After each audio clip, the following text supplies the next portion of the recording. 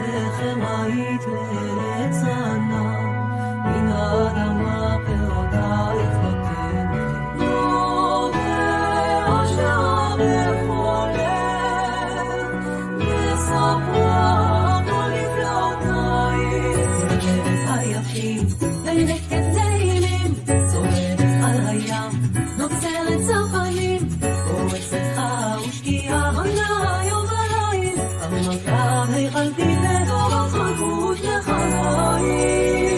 אך נשלח עובר ונקרא, וברכה לפני פורתנו, אילנות ניתן לפרודך, מפלצות נעשנה, נשים לנו בבית, שרייך בקודש נשים, עמו איתך יהיה בצאן ימי.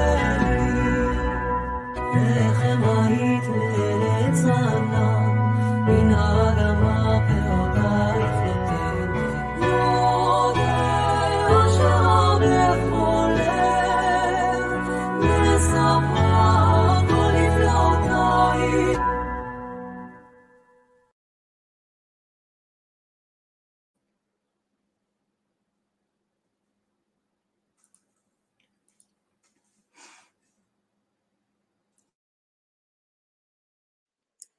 We have to count the days, day by day, from Pesach, the second day of Pesach, until Shavuot, 49 days. The second day of Pesach is the day that we bring the Omer sacrifice. And the 50th day, which we don't count, we count 49 days, but the 50th day is the day that is called Shavuot. Now, the interesting thing, there are many interesting halachot related to this counting, but one of them is that even in the Gemara Menachot Samach Zayin Amud Aleph, the Gemara says, mitzvah lemimnei yomei umitzvah lemimnei shavu'ei. Now, this would seem to be a kind of simple, straightforward directive. You have to count days and you have to count weeks. But it turns out that it's not quite as simple or as clear as we might imagine. Do we count days in between the weeks? For example, do we count day 1, 2, 3, 4, 5? I mean, those are days, certainly. But when we get to the 7th day, it's enough to say it's a week. And then the 8th day would then be the 8th day, the 9th day, the 10th day. And we get to the 14th day, we would call it 2 weeks. So that we would, in fact, be counting days and weeks because we wanted to count every single day. We don't count that way. The way we count is we list the number of days that have passed, and then we translate it into another kind of numerical formulation, weeks and days. So on the 10th day of Sefirat HaOmer, for example, we say today is the 10th day. That's the first thing we say. And there we're finished. I mean, we've counted the day. And then we say that the 10th day can also be stated as being 1 week and 3 days. So in that way, the way we count the Omer, we have accomplished the directive of the Gemara. The directive of Gemara is count the days and count the weeks. When do you count the days? When do you count the weeks? Every single day. But of course, the fact that we don't know exactly how to count, or we're not sure exactly what the Gemara wants us to do, leads us to think that perhaps if you made a mistake, and let's say on the 14th day you counted 2 weeks. Today, it's 2 weeks to the owner. By mistake, you weren't looking at your Sidur, which is always a good idea and something reasonable to do. But you counted incorrectly. Did you do what you have to do de facto or not? So many poskim say that if you counted 2 weeks on the 14th day of the Omer, that is sufficient. 2 weeks, sufficient, b'di'evet, de facto, on the 14th day of the Omer.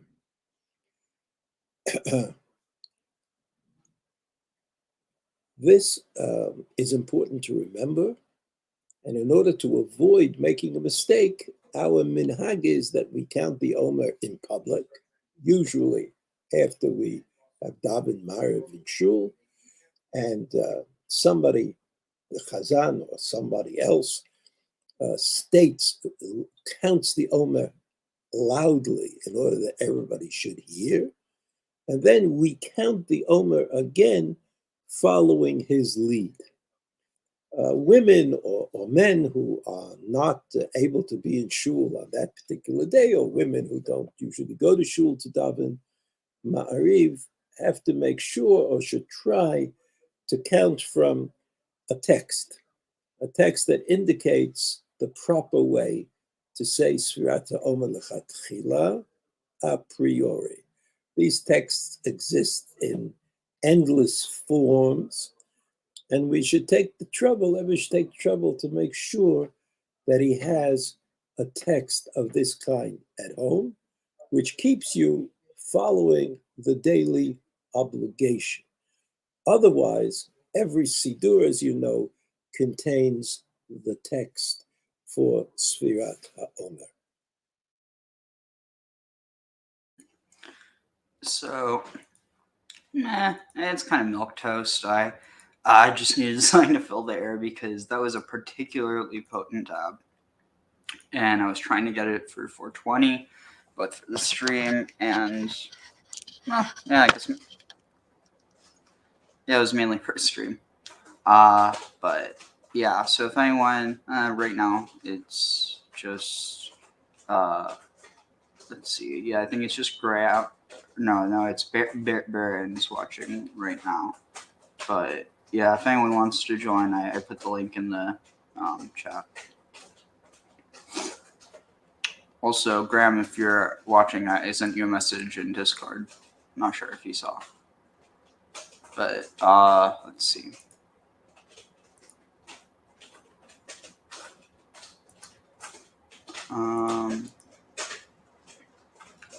I'm not really sure who's watching right now. So far, it's only Baron that's commented, but someone else is watching. Oh, hey, Graham. Yeah, it's just because it tells you how many people are watching, but it doesn't tell you who's watching. But yeah. Let's see.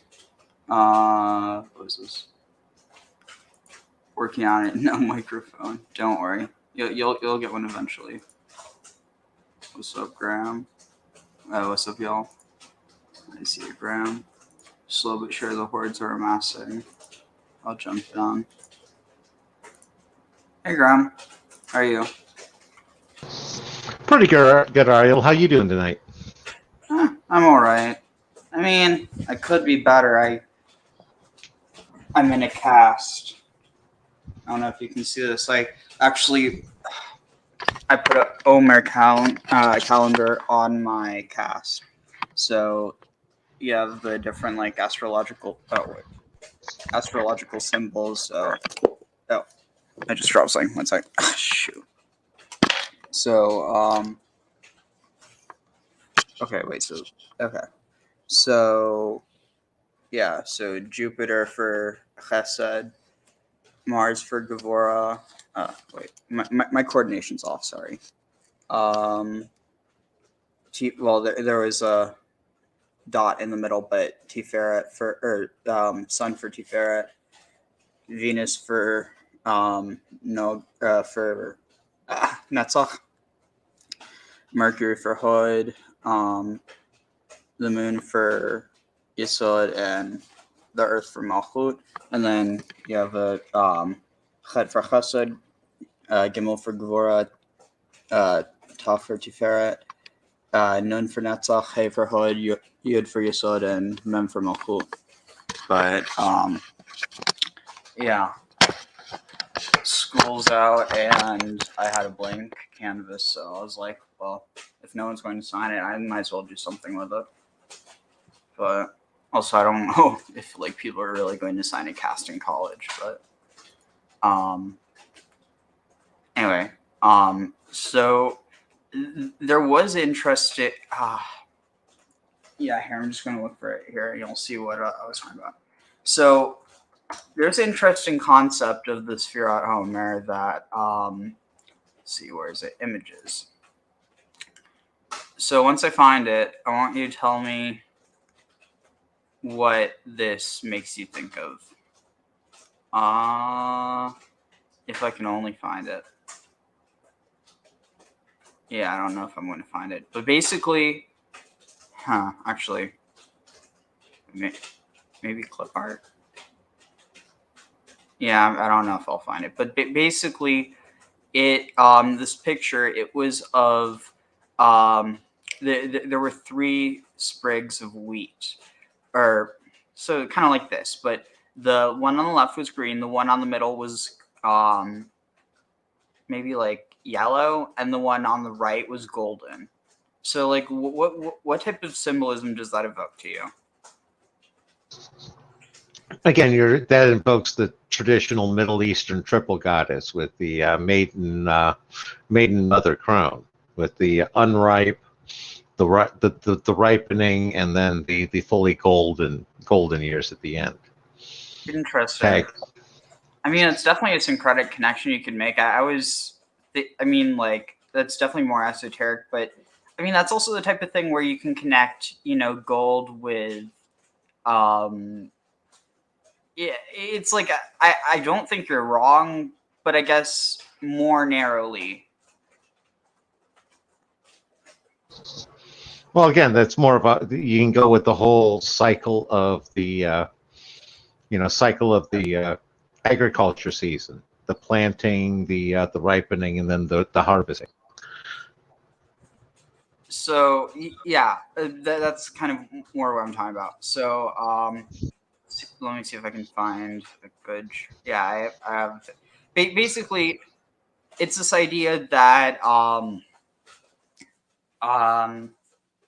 like it matches the agricultural chart in that at the start of the Omer during Passover, it's also interesting because, I mean, obviously they probably would have some grain stored, but there almost seems to maybe be. So, I mean, how much do you know about the tradition of Passover, like the things that you have to do? I'm sure because you had Jewish friends growing up and you grew up in a Jewish community. So, like, did you ever help your friends clean out their pantries? Not so much clean out the pantries. I know what's involved there. I do know that we, again, I've been to Seders before, and I know how that works. As far as I know, the clearing out the pantries, it's all basically like the week before and everything. You're clearing everything out. You're using it up so you can lay in the new stuff afterwards. And some of this, again, it's sort of the ancient, you don't want things to spoil, so you can't carry it over till the next year. Otherwise, it's likely not to be good. It's sort of like part of the traditional explanation that I remember. Tagging. So, yeah, I mean, before it's always like, oh, well, you have to get rid of it all because, you like there's something corrupting about it. But I wonder if it's simply that, like, on one hand, and I mean, I don't know enough about agriculture, like, that's not my background, but I wonder if it actually has something to do with the whole point is that you've used up all the year's worth of grain by that time. And so basically anything you have, like, again, and I also don't know enough about bread making, but I have a feeling maybe it takes less, like maybe you can make more with less, if that makes any sense. Not sure how exactly that works. Like I said, more of the using it up so it doesn't go stale sort of concept. So it's not, so it doesn't go to waste. is always the sense that I had on it. And they tie it in for the traveling, and again, you got that transition from one time from one period to the next. Just one thing about that though is it can't be about using it up so it doesn't go to waste, because ritual law literally says that like you're supposed so maybe it's actually more about I mean I don't know. It's one of those things where if you had a religion like Orthodox Jew here, they'd say, well, you're trying to understand God's laws with a human mind, and it's like, okay, I mean, if you look at it from that perspective, sure, but I don't think that surely there's God. I don't know. It's basically if you accept that that it's if you accept that it's all divinely given and that none of it developed naturally, basically you assume that it all comes down from heaven. And again, I think that people can believe that, but it's also one of those things where even if it isn't necessarily historical, it doesn't mean that it doesn't come down from heaven spiritually. So it's kind of one of those things. At the same time, I don't think that it's as simple as I personally take the perspective that it's basically a euhemeristic text of of older traditions. I think that some of those traditions are preserved, but only if you can see it, if that makes any sense. But it's kind of one of those things where I think that there is something beautiful in that so many people can take so much out of it, but at the same time, so I try to be respectful of other people's beliefs, but at the same time, it's not necessarily what I believe. And the point that I'm trying to make, though, is that if you accept that there's no way that we can understand the things that are written in the Torah, and that the only way we can understand it is from what the Torah, it's a type of circular logic that, even if there is some truth to it, I still would rather look for the reasons and look where these things come from. Because, just to say that they come from older things doesn't mean that they don't come from, a divine source. It's just one of these things, do you view it as being an exclusivistic thing or not? But, it's also, that gets pretty heated. But the point that I'm trying to make is with the, if you're trying to seek it out, to get rid of any chametz, so that's basically anything that's already been leavened. It doesn't mean you have to get rid of all your flour, but my proposition is maybe it just has to do with this idea of using up the old, and basically by that time, because here's my proposition: the grain harvest happens. Shoot, again, not my specialty. It would actually be interesting to get. I don't know if I could manage this, but to try to get an ecologist or someone who knows the Levant well, who studied it or who actually lives there, and to actually talk about that, because I think there's definitely something to basically, here's my theory. Say you have no, I think that's what it is. Let me just see if I can find anything about that. Let me look this up before I forget. Let's see, Google. No, Google.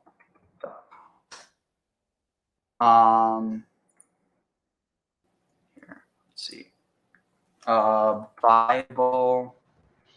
Do you mind if I make some comments? I was going to say I got some stuff to weigh in there. One of them is, my way of looking at it is, we can know at least some of God's reasoning. If God's reasonable, then surely man can figure out some of his reasons. It's hubris to think that you know all of God's reasons. Exactly. And, I see that the pursuit to try to understand, God and the reasonings as much as possible, there's nothing wrong with that one. It's only wrong if you actually think you succeeded 100%. And when it comes to the grain harvest, I think it's important to remember, again, in ancient Egypt, The grain harvest usually starts in like mid-April, and that's basically the beginning of harvest season. Okay, so I think I found the answer. Now hear me out. Leviticus.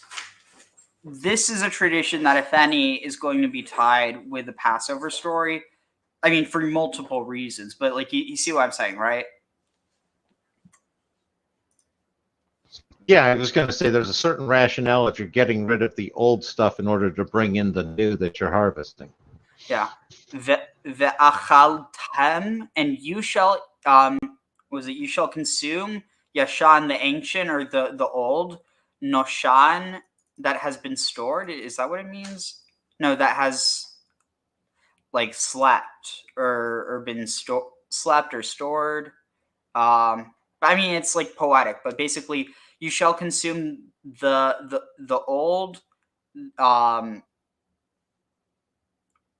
Okay, this is interesting. So it's contextually saying that it's referring to grain, but here it just says yashen, or yashan noshan. Like it's, I mean, this is fascinating because it doesn't specify grain, but it's clearly understood that way. So here's my proposition. So this is 10. So let's read it from the beginning. So bechukotai. So if you follow my laws, here I'll just translate to English from reading from here. So if in my laws you walk, and mitzvotai, and my commandments tishmeru, you keep, vasitem otam, and I will do for you, venatati geshmechem, I will give you your rains, beitam, in their season, because et or ita, like in their time, beitam, in their time, vinatna, and they will, and the vinatna haaretz, and the earth will give yivula, her bounty, the etz hasadeh, and the trees of the field, yiten pero. So here, I also, another thing that I wanted to do, I was actually going to do this last night, but I was just too tired, so I didn't.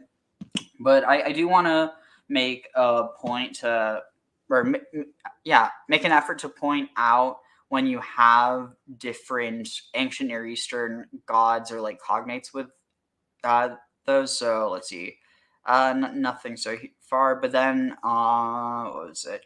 I mean, obviously, this one I've already talked about, but Aretz, like, there's actually this one thing that I read. I wrote about it in one of my papers for class, but let me see if I can find it. You know about the idea of like calling heaven and earth to witness? Does that sound familiar? Yeah. So, I mean, what does that mean in a monotheistic context? Again, I see that as very similar to basically calling God as my witness sort of concept. Yeah, but it's like it's implying that they have some sort of sentience. I mean, I think the way that that this might be understood within a monotheistic context is, oh well, where were you when I created the heavens and the earth? Basically saying that you have no right to speak. Basically, that authority comes from the ancientness, not from some sort of personality. But again, what does that actually mean? Because if you can just call on something ancient to give you, like gravity, or give you, authority, then like they're not actually lending anything. You're trying to invoke them, but it doesn't mean anything. But when the prophets do it, it supposedly has an effect, which means that these prophets almost implicitly are understanding that these, that Shamayim va'aretz aren't just things that, even if they are things that God created, that their understanding of El, or of Yahweh, and regardless of what they believed in, they clearly understood heaven and earth to be entities. I mean, regardless of whether they were just understood as like a type of angel that we lived on and saw. Honestly, I think it's like, it's hard to reconstruct that. But what is almost certain is that they were viewing them as having some sort of sentience. Well, definitely. I was going to say, how many times do you have them talking about having the stones call out, call out as your witness, call out and condemn you? Again, it starts with Cain and Abel. With the ground calling out about the sin. Yeah. Well, I mean, in that case, the ground is also a witness because it's almost like someone throws a dead body on top of you. But anyway, Hyperish, I'm guessing that's Ish, said, I think it's because they're long-lived or eternal. They might be able to bear witness to an oath onto eternity or until they perish. I think there is something to that. I mean, not like that. I already thought about that, but like seeing that, I think you might be onto something. And I mean, if you want to pursue that on like a different stream sometime, that would be really interesting. Probably will have to clip this as well. But so Baron said, Ish said, ancient grain, price fixing, a random thought. I mean, honestly, so no, this is what I was going to say before. I wonder if it might have something to do with the old has all this time when it could have potentially been contaminated. So you don't want to mix in the old with the new. You see what I'm saying? There's certain reasons why you might want to do that. Like, for instance, with oil or with like this idea of continuancy, but that's only with stuff that's for sure going to be preserved, or something like incense where they'll keep a little bit of the old so that there's this idea like there's a little bit of the ancient stuff, going all the way back. There might even be a grain, but you can't say for certain because it's so mixed in that you would never know. So there's certain things in which you do mix the old with the new, but in the case of grain, I think it's interesting because it seems like it might be a precaution against against fungus or against anything that might spoil. So you don't want anything that might spoil or might be spoiled to be mixed in with a fresh batch, especially stuff that already might be, it's a fresher, so it might have it might still have moisture and you need it to dry, and so you don't want the contamination to get in with the moisture. Yeah, I mean, there might be something to that. And so you want to use it all up, and how best to do that. But this is good. You require people to consume matzah, not just because it's the only, like, it would actually be interesting. I wonder if matzah might require, holy crap, I'll bet you, it's denser. So it's going to mean that it probably takes more dough, like relative to surface area, you require more flour. In essence, matzah is a dough sink. It's getting rid of all the dough from the previous time, and you ritually require people to consume it in order to get rid of it. I mean, it literally shows that, even if there's something more to it, that in that case, those rituals were being used as a sort of social engineering. I was going to say, let me add both a before and after layer to that for you. In the before, by clearing it out, you're thinking about mold.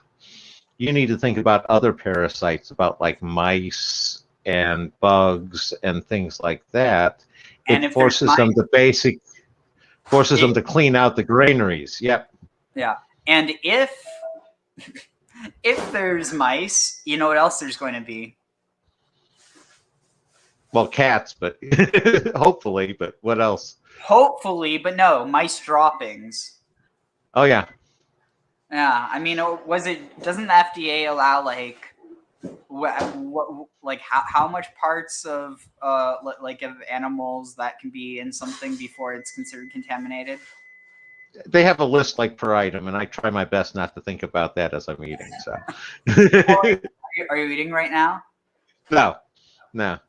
And on the other end of it, matzah is also very storable because matzah tends to last longer. So you have the grain for basically almost another season in case you have famines and people need to eat or something. Matzah is better than nothing, and you have that stored. You used up what you had left of the old grain to make your emergency, supplies for the next year that you can farm out and give to people and stuff. Yeah. also probably easier to store because you can almost store them like books in a shelf. But on top of that, it's probably less susceptible to mold because you know how like, oh, this is smart. Because think about it. If a piece of bread molds, you have to throw it all out. But if matzah molds, which seems really hard, you could just break off the piece because like it doesn't it really only has one matrix to spread across, and that's like horizontally or like it, you know, it's across the face, not inside. And even if it is inside, it really doesn't spread. And I mean, probably if it's moldy, you should just throw it out. But like, say if you need to eat something and like it's, I don't know, like also I don't know. It's just there's so many places you could take this. But let's catch up on the comments. So let's see. Yes, in Islam at least, I don't know what that's a reference to. Let's see. Heaven and earth, male and female, definitely. Gaia and Uranus. Oh yeah, Ray answered that. It might just be invoking eternality. Yeah. There are multiple meanings, which is inevitable in a fractal system. Yep. Yes, as a food hygiene practice. Well, it would make sense for infectious diseases. Uses up more dough. Yep. Sounds about right to me. Hebrew nudge unit, for those who are familiar with a modern concept. Are you referring to the, would it be like I actually don't know what that term is called in Hebrew, but are you referring to the concept of a 60th ish? Because I was actually thinking of that exact same thing. I was going to bring it up and then I saw that. So I wanted to address your comment before, you know, so I didn't want to seem like, oh, I mean, we both thought of it. So it's not like I thought of it and then and then I showed your comment. And similarly, I don't want it to be like I showed your comment and then made it seem like I just, you know, oh, what's this? I just want to see what.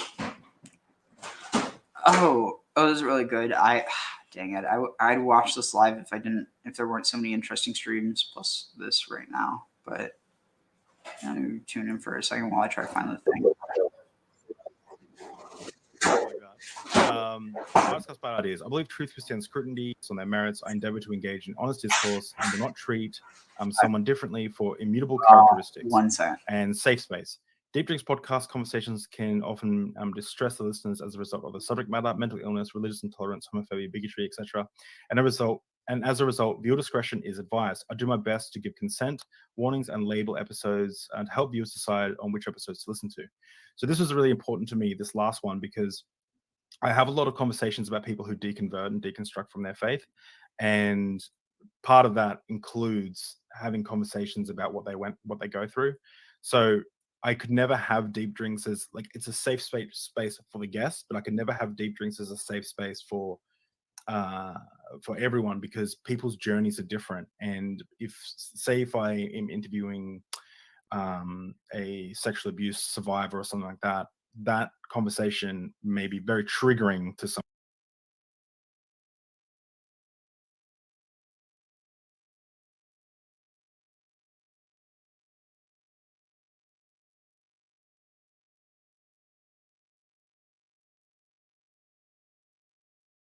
You're muted. I was going to say that I thought what they were going to be talking about was a bit, you know, obviously it's very important about what they were saying. It's just like I thought they were going to be more, you know, into the conversation. But either way, I was just using it as a time filler and also to hopefully, you know, draw people there if they're interested. You know, because not like anyone's watching right now. It's just, what is it, 2 people. So, but afterwards, definitely a conversation to check out. So here, check this out. So even a small trace of a non-kosher substance, as little as 1/60th or 1.66% of the food's volume, and in certain cases even less than that, will render an otherwise kosher food not kosher. By the same token, utensils that have as little as what? No. Okay, well, I mean, to be fair, this is from Chabad, and they'd rather not. There's this idea of not telling something to someone who's like unlearned, because it might like it might otherwise lead them to error. So basically, let's see. Okay. The concept of nullifying forbidden food when mixed with kosher food 60 times its volume is discussed in Gemara, Chulin 98ab, followed by the biblical source for its number, the foreleg of the Nazarite's ram. So let's see. Let me zoom in. And okay. Velakach, and to take, and velakach Kohen et zroa, and the Kohen took the limb, bishela. Wait, what?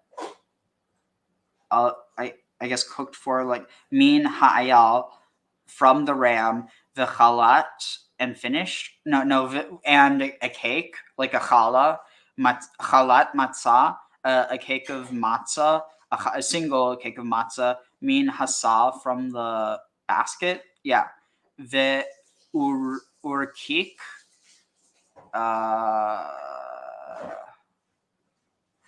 I'm not sure. Where was it? Oh, urkik matzah. Oh, and a wafer of matzah. That's what it's saying. Echad, a single wafer of matzah. V'natan al kafeh, and shall give it to his upon his hands. Give it to the hands. Kapeh ha-nazir, the hands of the nazir. Achar hit galchu. Galach, I'm not sure. After he is shaved, et nizro, shaved his consecration. Like, I guess it's like after he, I'm not sure. If the foreleg is cooked along with the entire ram, the rest of the ram is still kosher for non-priest to eat. The sage determined that the foreleg is 1/60th of a ram, which established the general concept. The Gemara now returns to dispute about whether non-kosher food is nullified in 60 or 100 times its volume of kosher food, and explains how each opinion is derived from the halakha of the foreleg of the Nazarite's ram. The one who said that the non-kosher food is nullified in 60 times its volume of kosher food holds that we assess the ratio of meat and bones to the foreleg, of the foreleg to the meat and bones of the rest of the ram, and this is a ratio of 1/60. There are other cases of 60. So, like, you see basically what it's saying, that it's okay if it's, a 60th, but if you tell people it's a 60th, they might inadvertently have more than a 60th, and so you shouldn't tell them that they can have a 60th. But that's only if they don't know enough Talmud in order to understand that. I was going to say, now you're echoing back to that government endorsed how many rat droppings you can have in something. Oh, yeah, let's see. So, let's see. I was going to say, the two aspects here I find interesting is the 1/60th seems to echo back to some sort of Babylonian rationale for the origin. And the other one is they seem to be endorsing homeopathy. You can water it down enough and make it kosher. Oh, no. The whole point of homeopathy is that there's still something left in it. But true homeopathy doesn't have any of it left in it because it's been so watered down. And given, people might be like, oh, there's something spiritual about it. Like, yeah, sure, use it for your faith practice, but at the end of the day, don't think it's medicine. Like naturopathy, given there's scammers who are naturopaths, there's scammers who are regular doctors, but and there's good doctors who are regular doctors and good naturopaths. So, but the thing is, people equating homeopathy with naturopathy is just such. It's like that is. I mean, that's one of my biggest pet peeves. Even though I'm not like huge into naturopathy. I mean, I'm just into natural medicines and like herbs, but that also doesn't mean that I'm not going to take medicines when I need it. And it's just but the thing that boggles my mind is when people don't know how to separate literally something that has no active ingredient from something that the whole purpose is that the active ingredient is natural. No, I agree there. Part of the whole homeopathy is just tapping into a controlled application of the placebo effect, where the people who buy into that are basically convincing themselves it should have some effect, and they're placeboing themselves. Better to placebo yourself than to lobotomize yourself. But some would argue that there is a connection. I'm joking. But anyway, let's see. So back to I'm going to try to find a video so I can take a dab, because I'm probably going to go until right before I'm going to leave for Shabbat, because it's the last Shabbat of the school year. I mean, even though the school year is already over, but yeah. Sorry, something smells good. Someone in the house must be cooking. All right, let's see. Where is it? Here.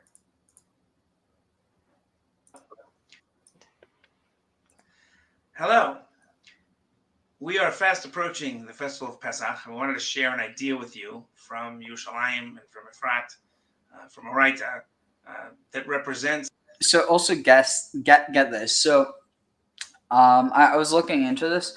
So I was listening to what was it, Israel Finkelstein last night, one of his lectures, and he was talking about how basically the historical Israel, the oldest it goes, is to the kingdom of Shechem, where there was a clan called Asriel, but that, like, what's interesting is that Shechem is really closely connected with, like, it's northern Israel. It's connected with Megiddo and with Jezreel, and that the, like, probably basically originally you have, also it's interesting because Jezreel in Hebrew is Yisrael, and then and then Israel is Yisrael, but Yisrael means, so Yizareh, he will seed, El will seed, and then or El will inseminate, basically,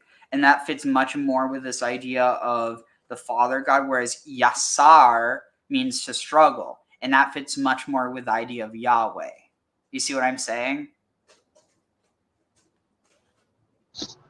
Yeah, no, that's interesting. What date are you talking about for as far back as it goes? What date is he citing? How far back BC? My memory's not great, but either the 14th or 10th century BC. Okay. My guess is if he's stating Solomon traditionally, he's going 14th century, because 10th century is probably David and Solomon. I don't know. I'm actually not sure if Finkelstein buys into a historical Solomon or David. He's definitely talked about this idea of the house of David, but it's something like we have evidence for, a house of David, but not necessarily David. It's kind of like, well, we have evidence for Caesar, but we don't have evidence for him being descended from Venus. It was a story. Yeah, no, I was going to say they have inscriptions of the house of David, but nothing for David. Yep. But the other thing is that, basically the most, I think the oldest historical record of Judah that we have is actually, and this is the interesting thing, because I think that it might actually, you have this shared connection, but it almost might have been like a usurpation of Israel by Judah. Oh God, but here's the thing, this narrative, uncritically, basically propagandized, was used by the Nazis in order to basically create this divide between the Israelites and the Judites, in order to be able to say, oh, well, look, Jesus was an Israelite, but he wasn't a Jew. It's bullshit. It's propaganda. Don't buy into that. But there is some truth to the idea of this, and it wasn't necessarily like a forced usurpation. It was kind of almost like a, what's the word? A symbiotic relationship. So the northern kingdom of Israel gets conquered. They lose their sovereignty. They go Oh, have you ever played Skyrim? Like the third version way back in the day. I haven't played any recently. Anyway, do you remember the Falmer? Vaguely. So basically, you have the Dwemer and the Falmer. So the Dwemer are the deep elves, and the Falmer are the snow elves.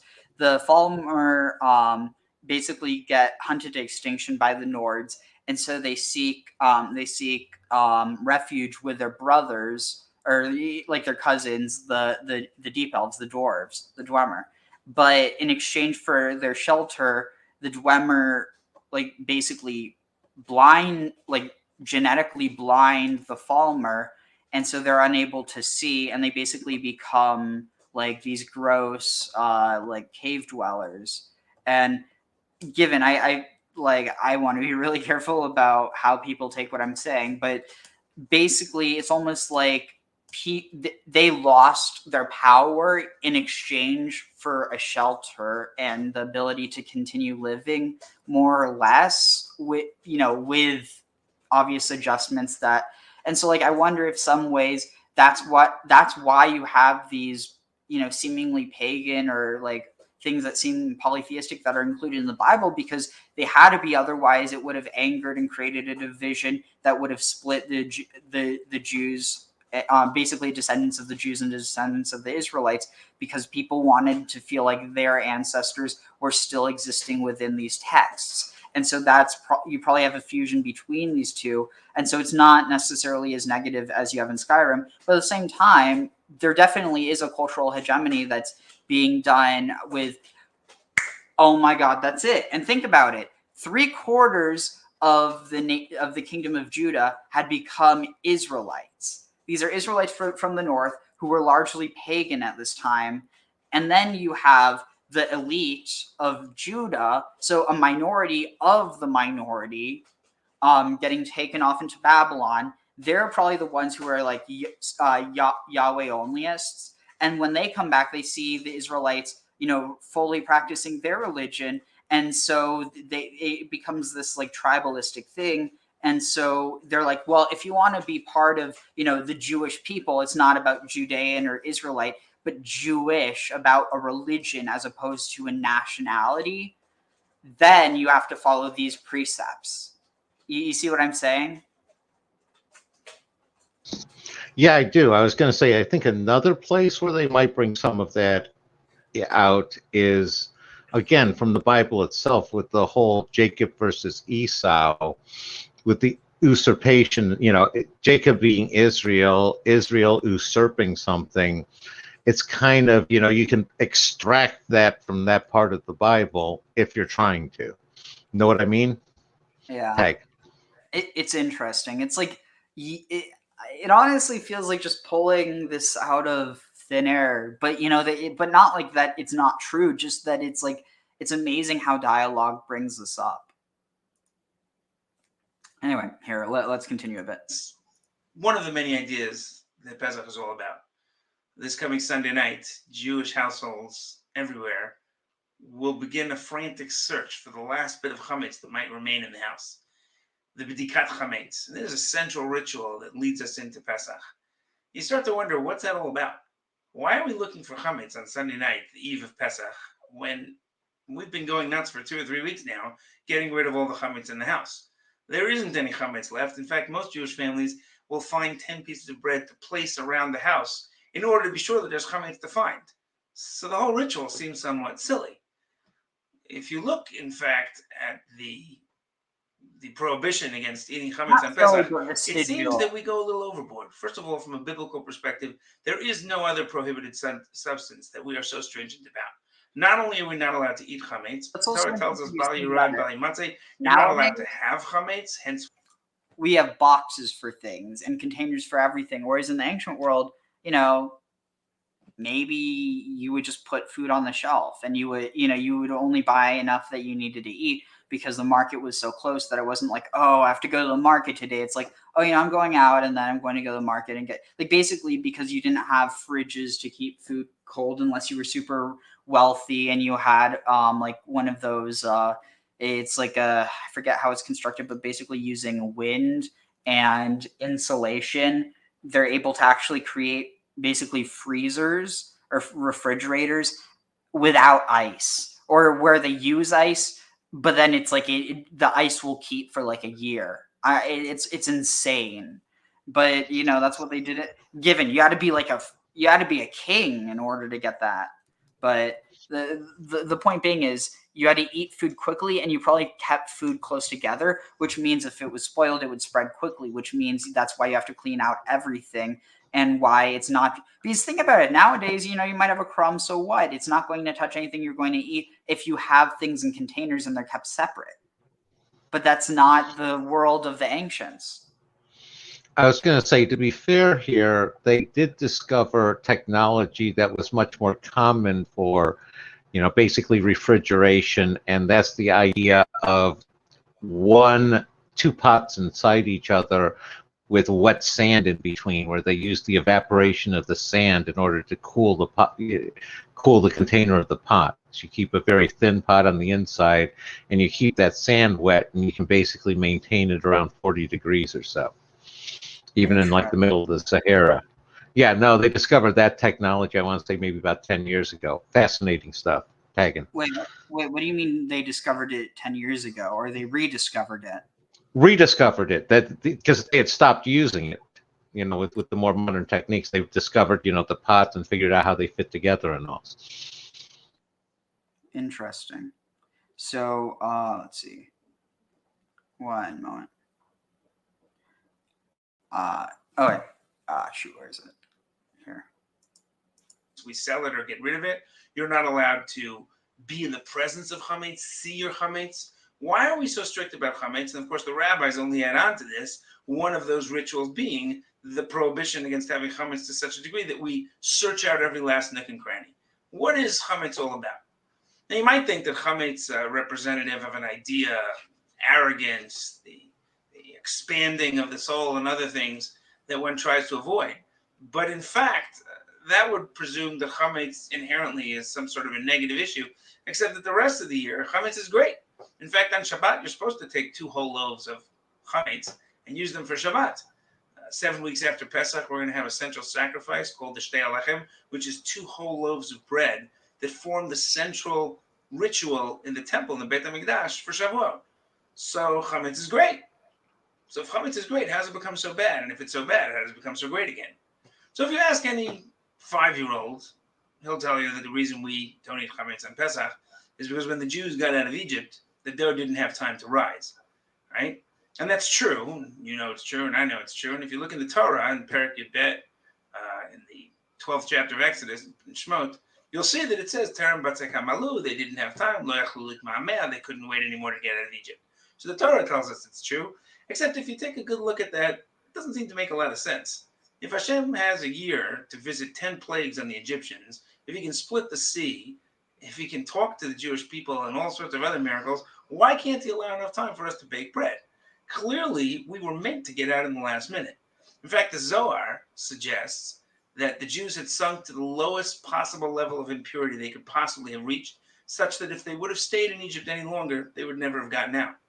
Which means that Hashem plans Yetziat Mitzrayim, the Exodus, in such a way to teach us that we needed to get out of Egypt in the last possible moment. The Titkas HaTzadik, or Tzedek HaKohen of Lublin, suggests that there's a lesson here. There are times in your life when you have a window of opportunity. When something comes along and you realize that you could break free of your Egypt, of the things that hold you back. Right? Mitzrayim, the same root as the word Meitzarim, the narrow straits. And when those opportunities present themselves, you have to grab them. It's also fascinating because it's connected to, Ish said it. They're called Yachal. I wonder if it's connected to Heichal, which means like a palace. I don't know. But what was it? Dang it, I just forgot. Free of your Egypt, of the things that hold hold you right.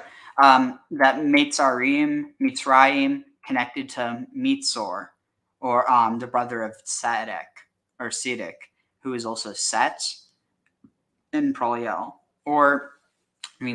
Siddiq was the father of Eshmun, and because of that, there's some interpretations of him as Apollo. It's really interesting, but it actually, it raises the question if this idea of like different like emanations of God and the different names associated with them are actually basically like here, I'll give you an example. So you have what is it? I'm trying to think. Okay, so some big ones. So Malchut is connected with Aretz, with the earth, and it's also this idea of Well, actually, this is something I found last night. I'm going to play this real quick because this is so interesting. Graham, how much do you remember off the top of your head about like Sophia within Gnosticism? Well, a fair amount, but it depends on which Gnostic branch you're talking about, because a lot of them had slightly different takes on Sophia. So here, check this out. Tell me what you, well, here's what I'm thinking. So how many aeons do you have? Again, that'll usually depends on the branch. Again, a general rule is you're going to have, in that 7 range is always a favorite number to have. Some of them have 12, The different branches of Gnosticism is not one of my strongest areas, though. So traditionally, Sophia is the 10th aeon. Okay. Now, have you also, like, there's also, there's an interpretation of, like, basically the, like an interpretation of the tree of life and the tree of knowledge of good and evil as being one and the same, which is like inherently kind of contradictory, because you have like this one that's a binary and one that's like just like what is it, like singular, if that makes any sense. But so listen to this. It's pharyngeal fricative. And finally, the word for 10, at some point it was pronounced ashara. Ashara. Okay, it later became asara. So these sounds disappear. So did you hear that? Yeah, no, it sounds like they're relating the Sefirat and Asherah there. And again, okay. This isn't.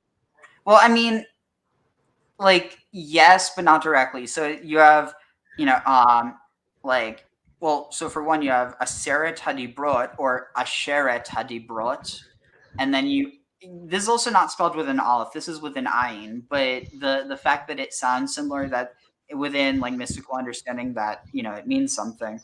But basically, also Asar, like if it was pronounced Ashir, what's interesting is that the word Asar actually means wealthy. So like Asir means rich.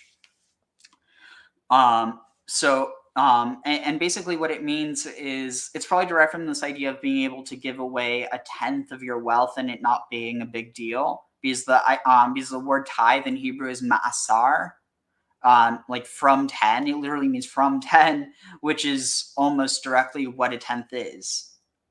10 from, or like for I don't know. It's hard to explain, but basically with this you have asara or ashara. You have 10 sefirot, so that'd be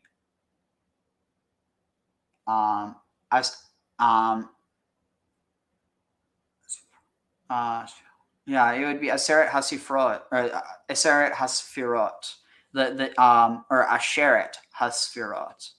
And interestingly, the 10th Sefira, or so Sefira and Aser aren't connected, but there are 10. So it's like it's connected, but only like contextually. What's interesting though is that you have the 10th one, which is Malchut. And Malchut means like the kingdom or the reign or like royalty. And it's associated with the Shekhinah. Basically, the idea is that, what was it? I forget exactly the terminology that's used basically it relates to like and again, these are all understood as referring to one singular God, which I think you can understand within this idea that all is one, not necessarily that they're all referring to the same exact thing, if that makes any sense. Like that they ultimately are all the same thing, but not necessarily that the division is like, you know what I'm saying? I do, but it's tough to explain it into words. So tag. Yeah. Anyway, so here, let's see. Oh, here. Appeared from Hebrew phonology. When the Tiberian vocalization system was introduced, they were apparently gone, have merged with other sounds, but there are some sources that tell us that at certain points of time these sounds were still there. For example, in the Greek Septuagint translation, so the Greek translation of the Old Testament, if we look at how how Hebrew names are rendered in the Greek alphabet, we can get some hints that the pronunciation of ha and ra was still there. And also borrowings from Hebrew into other languages can sometimes. So basically, oh, right. But this idea of, let me see if I can find the picture here.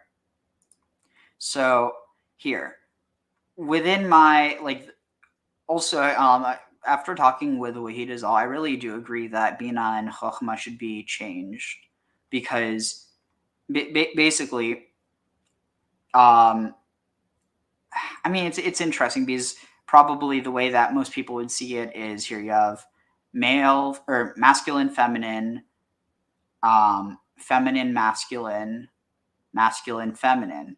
But in reality, like the way that it seems like it, at least within I might be misrepresented, like this might not be entirely what his is, but how he explained it to me is that if Bina is over here, it's basically the first one after Keter, which would be like closer to this idea of Elyon, or like the highest without without division.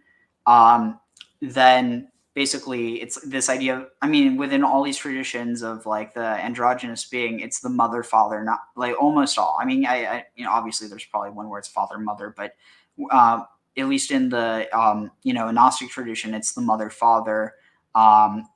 But that would make sense to have Bina first. Anyway, so then you would have basically feminine, masculine, and then chesed, feminine, Gvora, masculine, and then Netzach, victory. Most people would say, oh, victory, that must be male. Huh?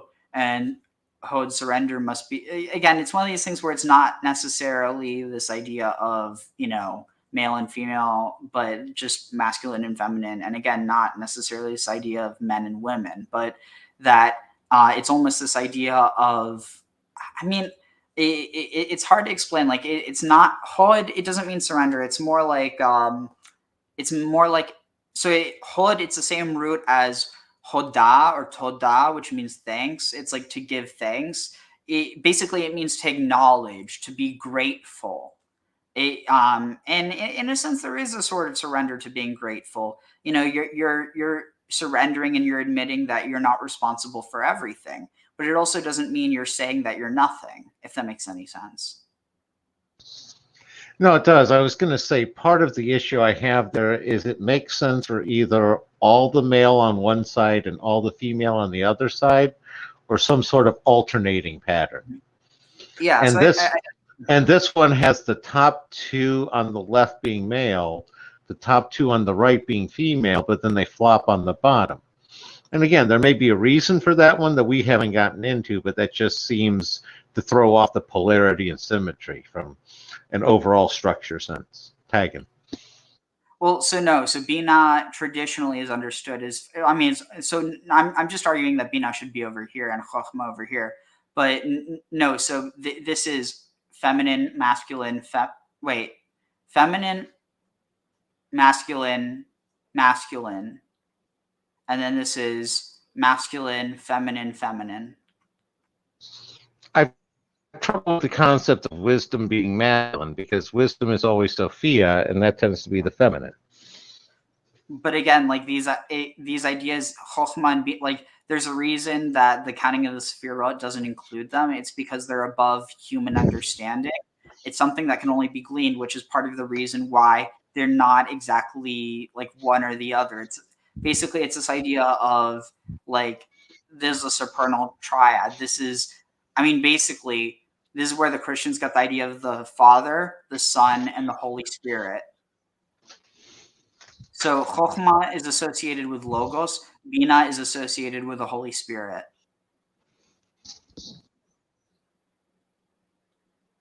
within a Christian context, that would be.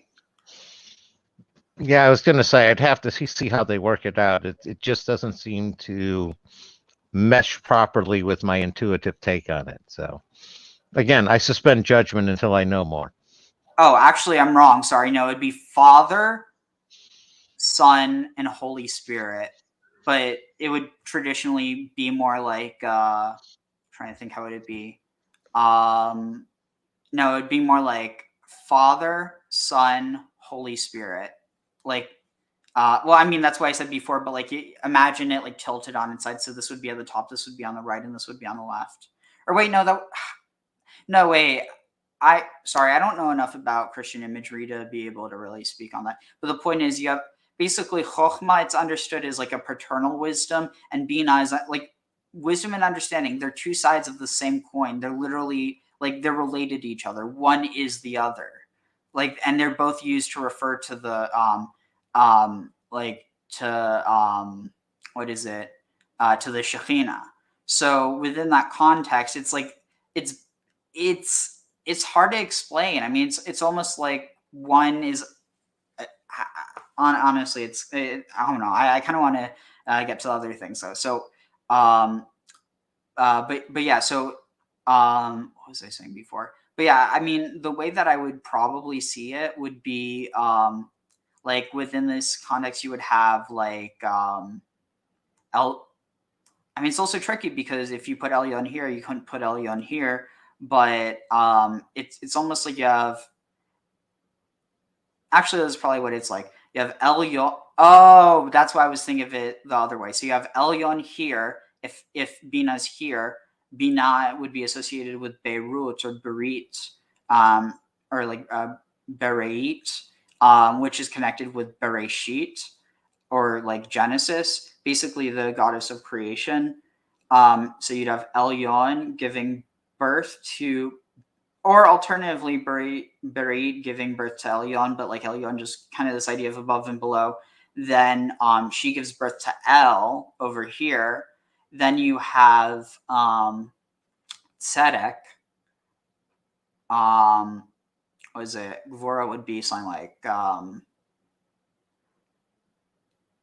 mean, this is a tricky thing because you could there's so many potential associations, but I guess the main ones you'd have like maybe here would be Baal, here would be Reshef, or maybe Aziz, or like basically like connected with Azazel. Then here you would have, I mean, Tzedek would either be here or no, either here or it would be here if you're associating it with like the father of Eshmun. But then here you would have a start. Here you would have like maybe Cathar Wachasis, the like forge or smith of the gods, or maybe even Yahweh if you go with this like idea of the fiery, furnace god. And then Yesod, that would be probably associated with actually that could also be a start. I mean, it really depends. But then Malchut would I would say is probably associated with Asherah, and in that case, it's the 10th, the Asherah, Sefira, and then it directly parallels Elyon. So this idea of, the monad, and then Sophia. And Sophia creates on her own. But, just my syncretic approach. Oh, this is interesting. I think the blue and purple colors remind me of cool and moist. Let's see. Interesting. Then the red and orange remind me of hot and dry. Interesting. Male and sun. That's just my interpretation, though. Yeah, screw off. Not to Dragon Queen of Lore, to the spam. Trying to figure out how to. Yeah, I don't know how to remove it right now, but oh, it's just on Twitch. Darren says alternating patterns are expressed by the snakes interweaving the branches. Definitely, I see that. My mouth's getting parched. I need to. Okay, let's see. Sure, stop. You back, right? Mitzrayim, the same root as the word Mitzarim, the narrow straits. And when those opportunities present themselves, you have to grab. Actually, in that case, you could maybe say Mitzar could be associated with Gevora, because this idea of like basically Tzedek would be Chesed and Gevora would be his twin brother, Mitzor, because of this idea that like the straits or like because Gevora, it's not just like, oh, bad, it's punishing. Strength. It can also be strengthening. It's like, it's this idea of strength, or iron sharpens iron. But basically that, sometimes hard things lead you to become, it could lead you to becoming stronger. It could also lead you to becoming like this idea of a hardened heart, which it also leads you to wonder, maybe this idea of God giving Pharaoh a hardened heart is just a reference to Pharaoh being traumatized from something. Maybe that's the reason why he was so unwilling to budge, because something happened in his life that, like, it's, if you really look into it, like, how would,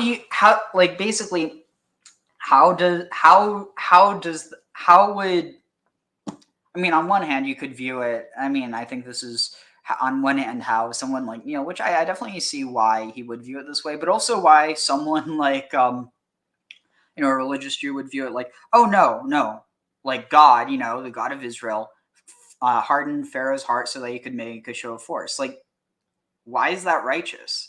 And like, I agree with Neil on that point, but I do think there's maybe something to the to the interpretation that it's not as simple as God was doing this directly to him, but it's like basically because for instance, Maimonides, the way that he looked at it was anything that can't be explained scientifically is metaphor.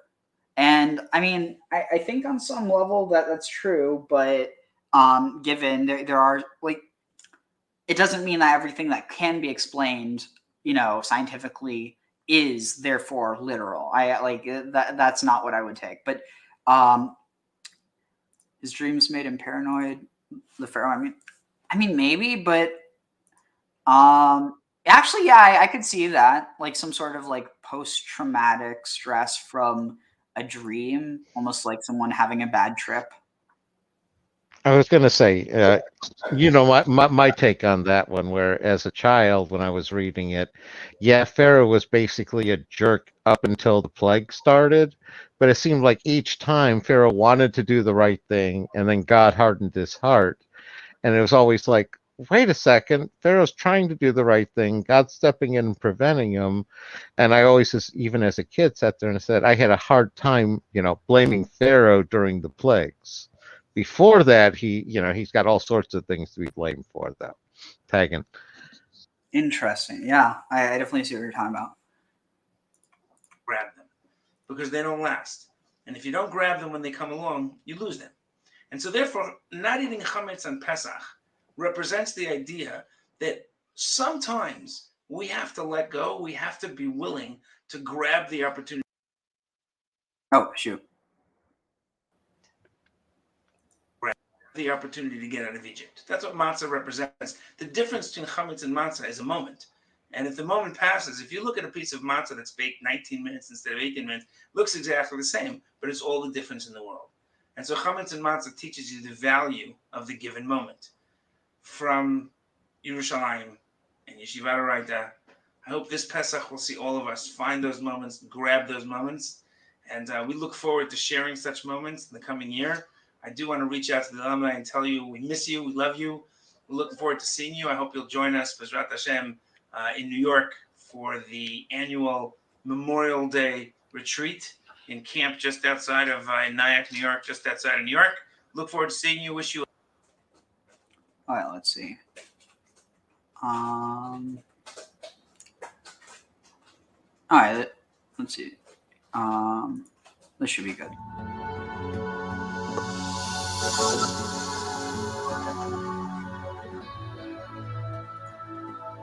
Interesting. What's the secret of the Omer? My fiance's lying.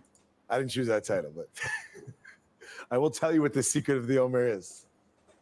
At least the one I'm going to tell you about. The Omer itself, what are we doing? What's the Omer?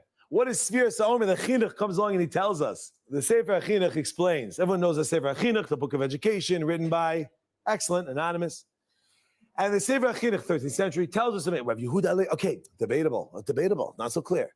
Anyway, so he says Sefirat HaChinuch about the mitzvah of the Omer.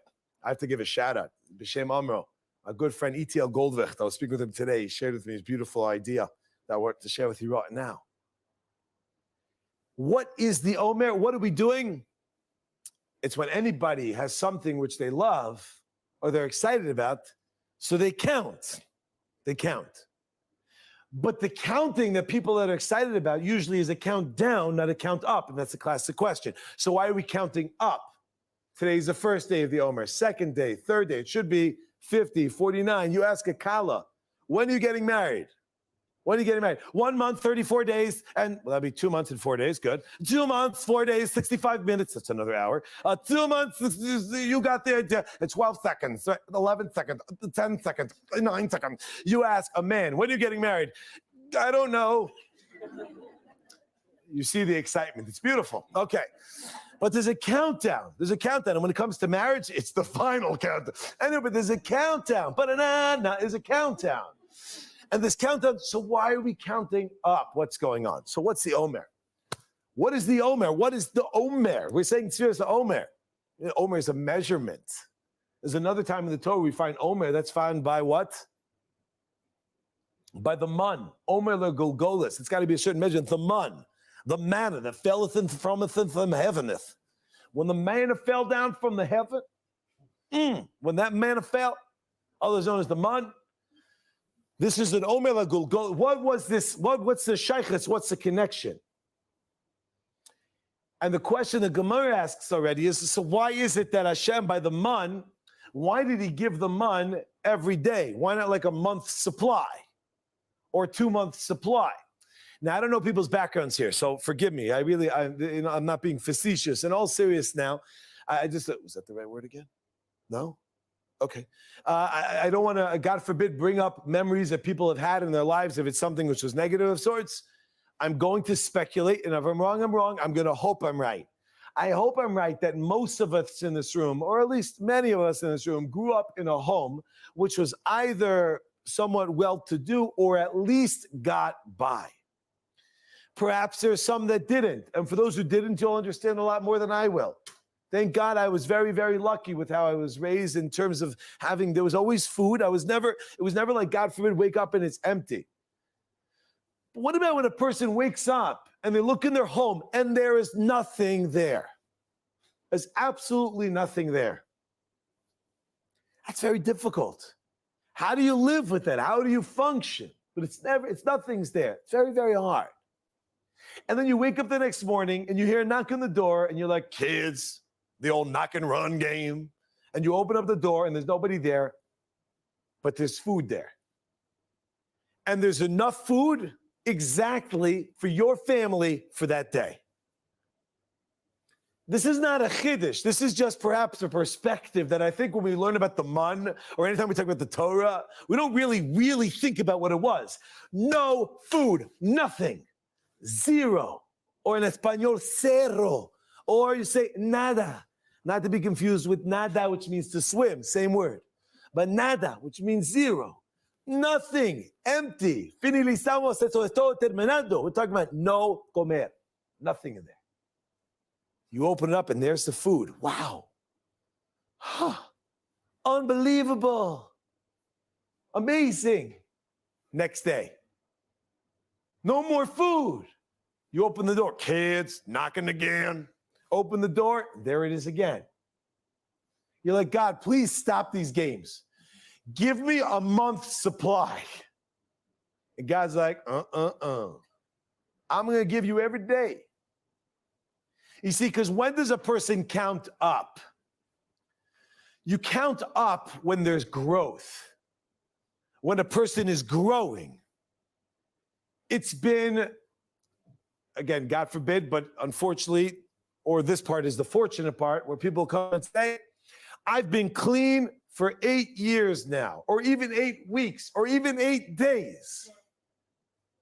I haven't eaten, non-kosher in this amount. I've been on my diet for this amount. It's counting up the things you work for, the things that are challenging and you need to work to grow are the things that we count up. What is Sefirat HaOmer? Sefirat HaOmer is accounting. We're counting up, and we're appreciating, because we appreciate when we don't have. And then when someone gives it to us, oh wow, do we appreciate it? Omer la Golgoles, the man, was a lesson in Hakaras HaTov, in recognizing what Hashem does for us all the time. We're going to go into Eretz Yisrael, we're going to do it once a year, the Korban Omer. Don't eat that food, that new grain, until you bring this korban, until you recognize and you appreciate, and you're able to then go ahead and really enjoy it. Because without recognizing it, you can't really appreciate it. That's the bottom line. It's got to be growth and pushing and moving and working. Have you ever been in a relationship before for longer than a day or a week or 2 weeks? For the guy, a week, the girl, 2 weeks? Where that first initial stuff kind of wears down. It's no longer that lovey-dovey cloud 9 or 8 or whatever cloud you're on. What do you do then? Then you work. You got to work. We have to be counting up, and we have to be working towards it and putting into it. And the only way to do that is by taking stock and seeing what we have, appreciating what's there, seeing what it is, and really recognizing it. Someone will correct me, okay? I just remember hearing a Shalom Bayis discussion that there was a Shalom Bayis Vad where they were saying that Rav Chaim Shmulevitz used to write down every day. Correct me if you heard this. Correct me. But I remember hearing 10, and here's the chiddush, excuse the pun, but 10 new things that he appreciated about his wife every day. Now that's hard for me to understand. Okay? Not because I don't appreciate my wife. It's hard for me to understand 10 new things every day. Like, what does that mean, 10 new things? I mean, there's only so many words in the dictionary. It's like, what do you come out? Like, you just start going from the A, you know what I'm saying? My wife is A, right? And what do you go through, right? But we go through and really appreciate. You really appreciate. Sit down, and you got to. Okay, yeah, I don't know what he was trying to say. I mean, yeah, some of it was important, but like it just felt very kind of, I don't know. A little more preachery than a little less informative. Yeah. Let's see.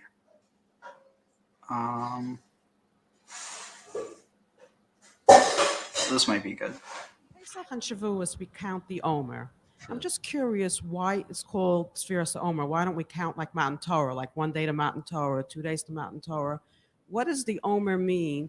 Like getting Definitely not spiritually Maya. ready to receive the Torah on Shavuot. Well, the Omer was a sacrifice brought on Pesach in the Holy Temple. The Omer means really a measure.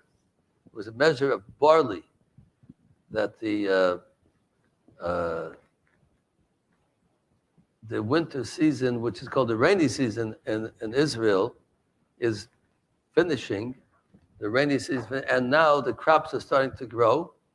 And the first grain that grows was the oats, and the last was the chitim, was the wheat, which finished on Shavuos. So the grain started ripening at Pesach time, and the finished ripening, all the 5 types of grains that we have, the oats and spelt and the rye and barley and wheat. So they finished growing the wheat is the last one to ripen by Shavuos. That's what we bring. So in Pesach, they brought a sacrifice called of the oat. The barley, not the barley offering was on Pesach. And the chitim, the wheat, was on Shavuos.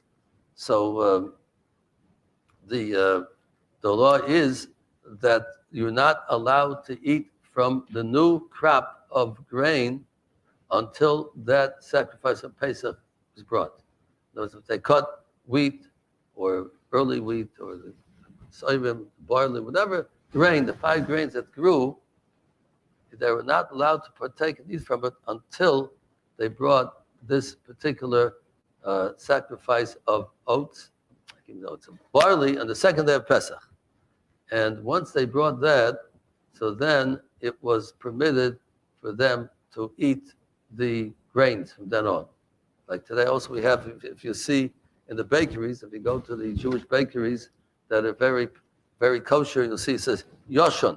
You see the words Yud, Shin, Nun, Yoshon. What Yoshon means, that this particular bakery bakes with flour that was from last year, that was, Pesach went by after it grew already, and therefore it permitted us to eat that grain. But the new grain that grew this year, you can't eat until Pesach. Now you won't see Yoshin anymore for a few months now. It might still be the door, whatever. But now, after Pesach, all grain became permitted, and it's not going to grow so fast. But all the new grain will come about 5 months from now. It'll start growing. So then people will be, in particular, will not eat from that new flour until next Pesach. They'll eat only from the old flour. That Pesach went over, it went by already after it grew. That's called Yoshin. It's the old flour. Chodesh means the new flour. So Chodesh they don't eat. So that sacrifice that was brought the second day of Pesach made it permissible to eat all the new wheat that grew. And the reason for that is that we have a general rule: if ein kamach, ein Torah. If there's no food, there can't be in the Torah. If ein Torah, ein kamach. If there's no Torah, then food is forbidden to eat. We're like animals. God wants us to eat food in order for it to serve a purpose, to give us health, in order to do positive things, to do God's will, to study His Torah and perform the mitzvahs, the commandments of the Torah. So once we start counting the Omer, we start counting, and we're already towards getting ready and preparing for the Torah to be given to Mount Sinai, then God permits us, now we can partake of the food of the world, because we have a purpose in life.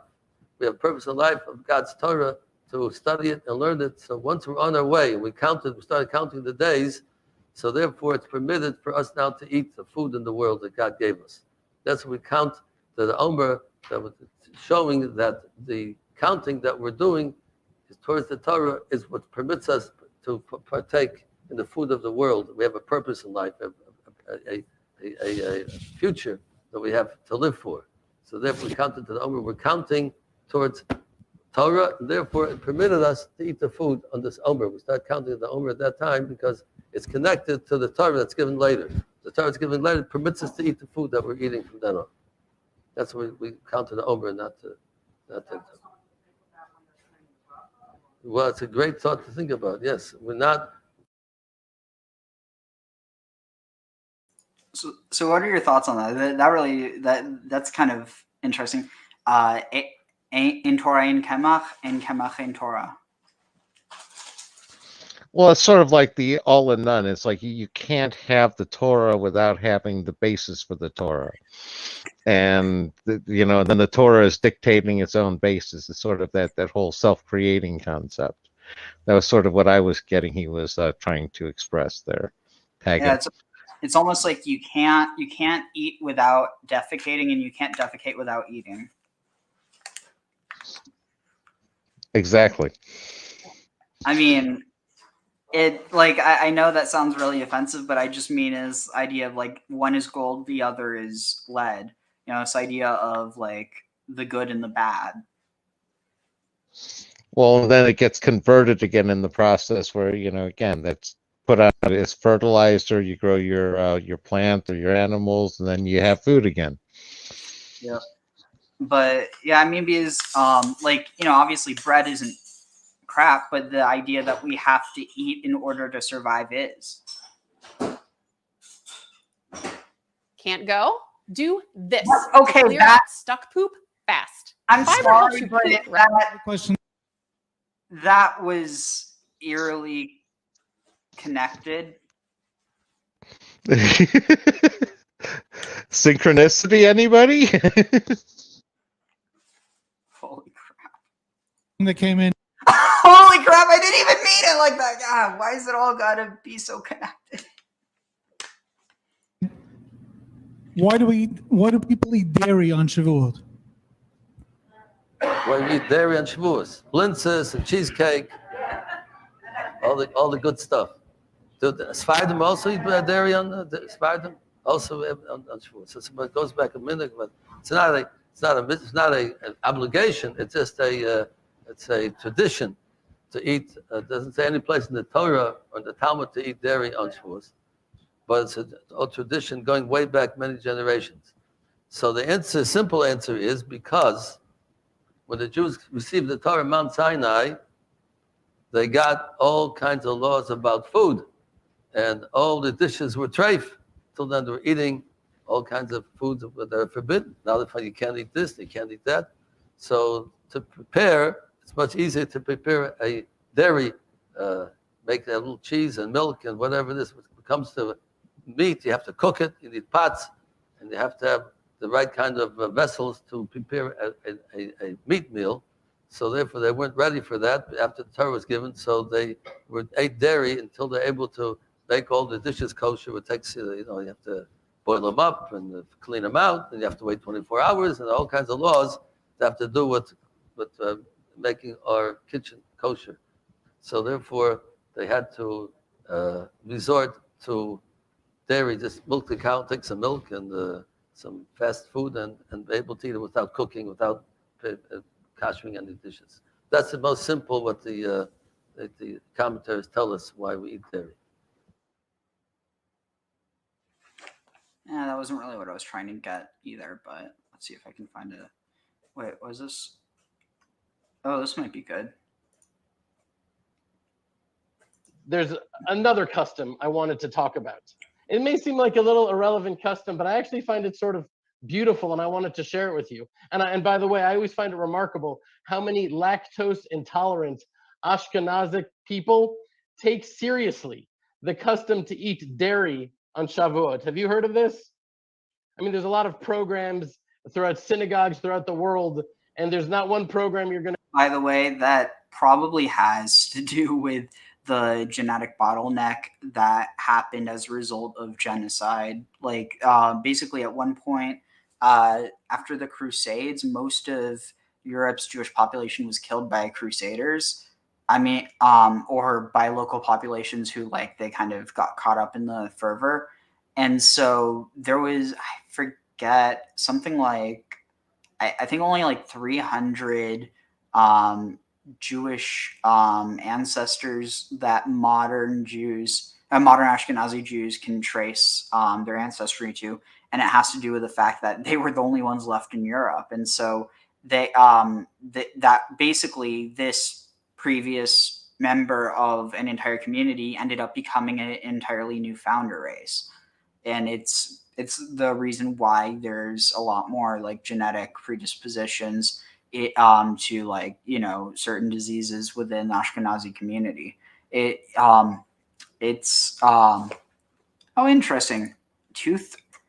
I mean, yeah, we're eating something that we're not, or we're consuming something we're not supposed to, but probably doesn't help the, I mean, to be fair, it would be interesting to see what percentage of the royal family of England is lactose intolerant.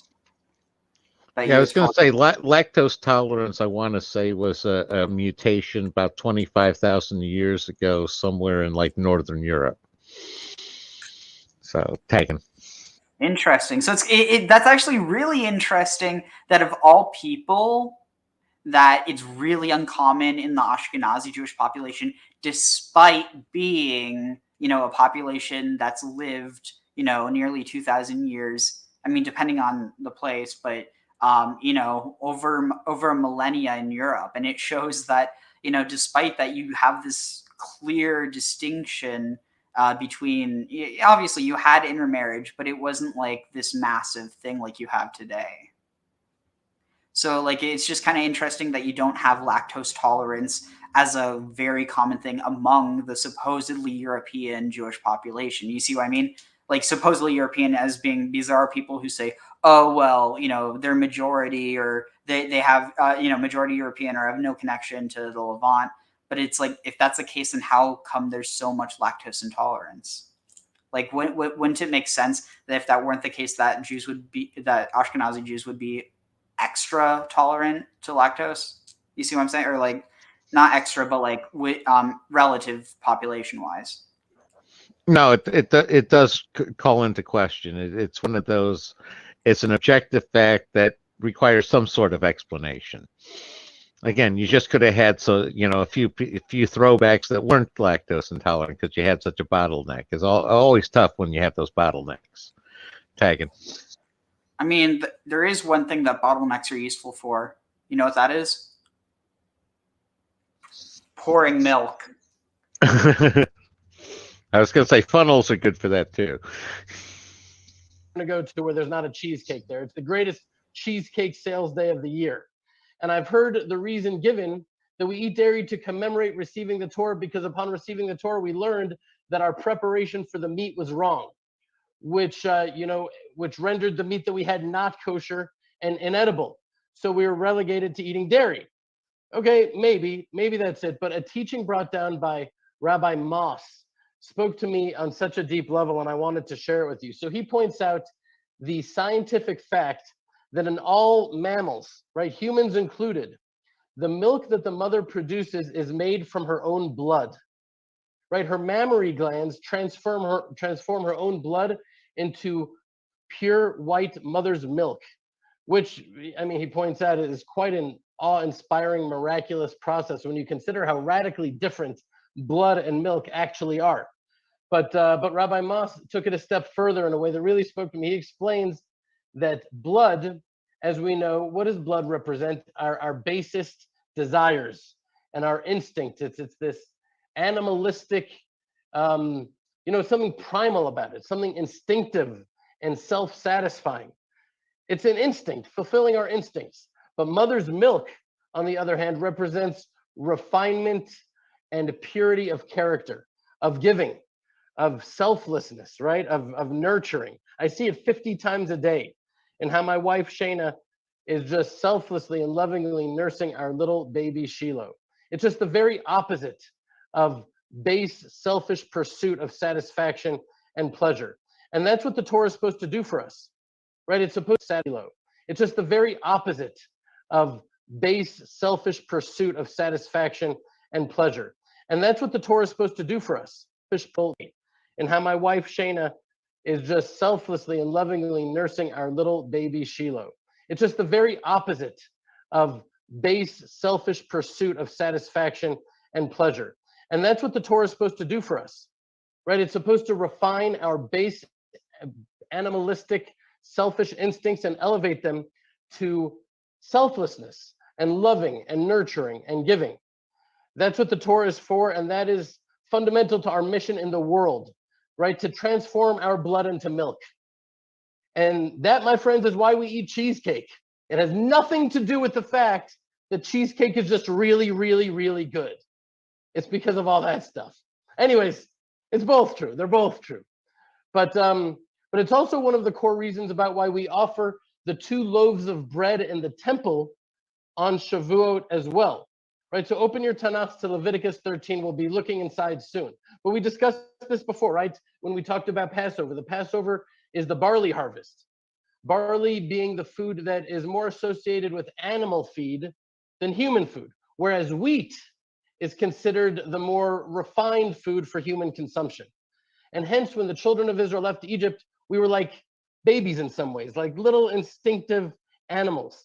And then we started counting the 50 days, each day rising and raising ourselves further and refining our character further until we arrived at the level just sort of angels at the giving of the Torah, right? So from the blood to the milk, from the barley to the wheat, the 50-day count of the Omer, the whole thing, it's really all about a time of growth and refinement. And this highlight was taken from the Land of Israel Fellowship. Every week, hundreds of families from literally around the world come together on our live Zoom sessions to strengthen each other, to inspire each other, and to learn Torah from the Land of Israel, in which we connect the dots between the Bible, the Hebrew language, and the confusing events of our times.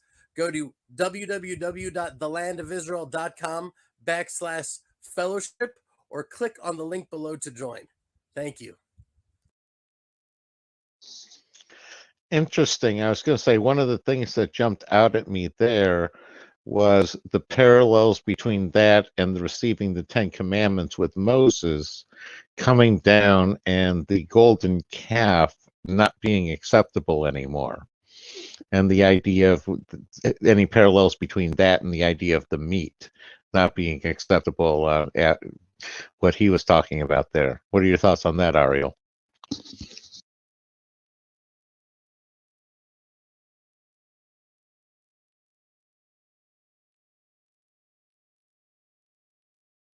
You're muted.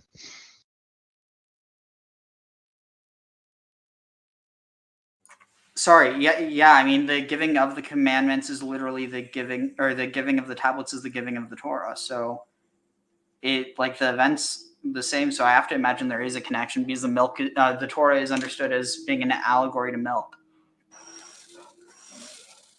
or like mother's milk. Can you hear me? Hello?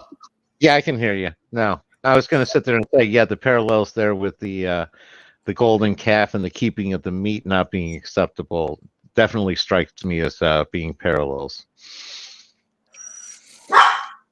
So the fun thing with the serpent is, how does a serpent talk?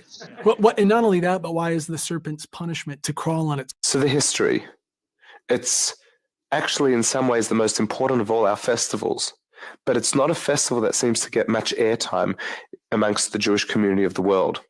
Maybe it's because there's not a lot of ritual associated with it. Maybe it's a very short festival. It's only 2 days. Not quite sure exactly how it fell off a lot of people's maps. But if there are the 3 regalim, the shalosh regalim, the 3 festivals in which Jewish people once upon a time went to Jerusalem, being Pesach, Shavuot, and Sukkot, this is the middle festival. So it obviously does carry a lot of weight. It's one of the only festivals that's mentioned within the Torah. So what is it, and when did it begin? 3,300 years ago, the Jewish people left Egypt. We left Egypt as a slave nomadic group, traveling into the desert with a leader by the name of Moses, Moshe Rabbeinu. The first stop after Egypt, after the splitting of the sea, was Mount Sinai. 49 days after we left, we were gathered there at a mountain, and there had been a question put to the people before we gathered at the mountain.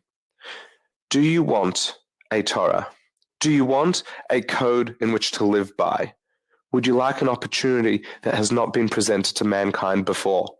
Now, the Talmud tells us that for the sake of justice and for the sake of equality, there was a series of, well, this is a midrashic story, but there was a series of requests put to all the different nations of the world via their ministering angel as to whether or not anyone else was interested in adopting the Torah. And when the different ministering angels asked, what's in it? Whether it was the angel of Canaan or the angel of Moab or the other ancient nations of the world, they responded that they didn't want this code, they didn't want these laws, they didn't want this dogma in their life. It would challenge their status quo, whether it was the way they interpreted the laws of killing or whether it was the way they interpreted the laws of stealing. They didn't want change. The Jewish people responded, Na'aseh v'nishma. We will do, and then we will go on to learn and explore for the rest of our lives what it is that we're doing as a ritual. Yeah, except there's also a tradition that God held the mountain over their heads and basically threatened to drop it on them if they didn't accept. So there's actually like a, I'm not even joking, there's a Jewish tradition that because of that, Jews can't be held liable for not holding to the Torah because they were made to accept it under duress. I'm not even joking. I was going to say that sounds like a certain amount of carrot and stick that God's using, and Mount Sinai holding over their heads is a very big stick. Tag. Yeah. Let's see. Here. Shoot. Where is it? And from their custom would become spiritual practice. So 3,300 years ago, the question was put, would you like the Torah? Would you like a code of conduct? Something that will completely change you from being a group of slaves that have gone free to a people with a purpose? And the people said, yes, please. Na'aseh v'nishma. We will do and we will listen. We will do and we will explore the deeper learnings of this teaching. With that, Moses steps foot on Mount Sinai. And this mountain was just another ordinary desert mountain. At first, that's what it seemed. But this mountain had been selected. It wasn't tall, it wasn't short, it wasn't wide. It was just another hill in the desert. It had no plants, it had no vegetation. It's unidentifiable. And we're going to explore what that means tomorrow. Hashem said, once you step foot and walk up that mountain, Moses, I want to ensure that no one else walks on this mountain because it will be temporarily holy. It will be a place that we are going to present the people with the 10 Commandments and the whole Torah. Shavuot morning, after 3 days of preparation, the people actually were ready. Moses goes up the mountain, and on that day, Hi, everyone. Mark Barden here at Sandy Hook Promise. On December 14th, 2012. there is a loud, booming voice. Now, this was not a voice heard by one person. This was not a prophecy that one person heard and then told the people. This was something that millions of people gathered 3,300 years ago witnessed. Men, women, and children were all present, there, soul in a body, conscious of what was going on, when they heard a booming voice. And what was different about this booming voice was there was no echo, something we'll explore tomorrow.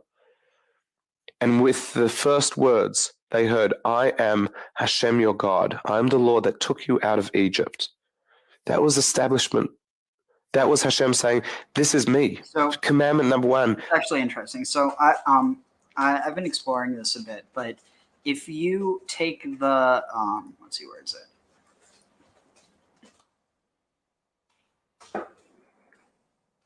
So before I was thinking, well, maybe there's some sort of connection between, so where is it? Here. Sorry, I don't have a Hebrew keyboard on my keyboard, like with a sticker. Okay, so I was thinking maybe instead of this, it's actually, sorry,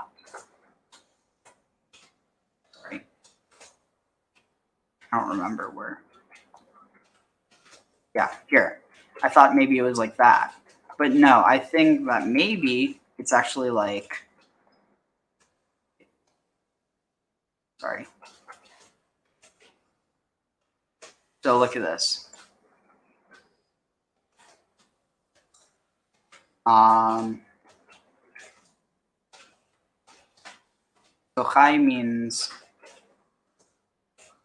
so,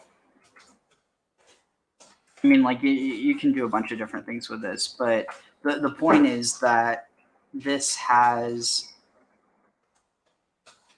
the tetragrammaton, and the it also has chaya, which means life, and it also has chet, vav, he, chava, Eve. So, but on top of that, if you get rid of,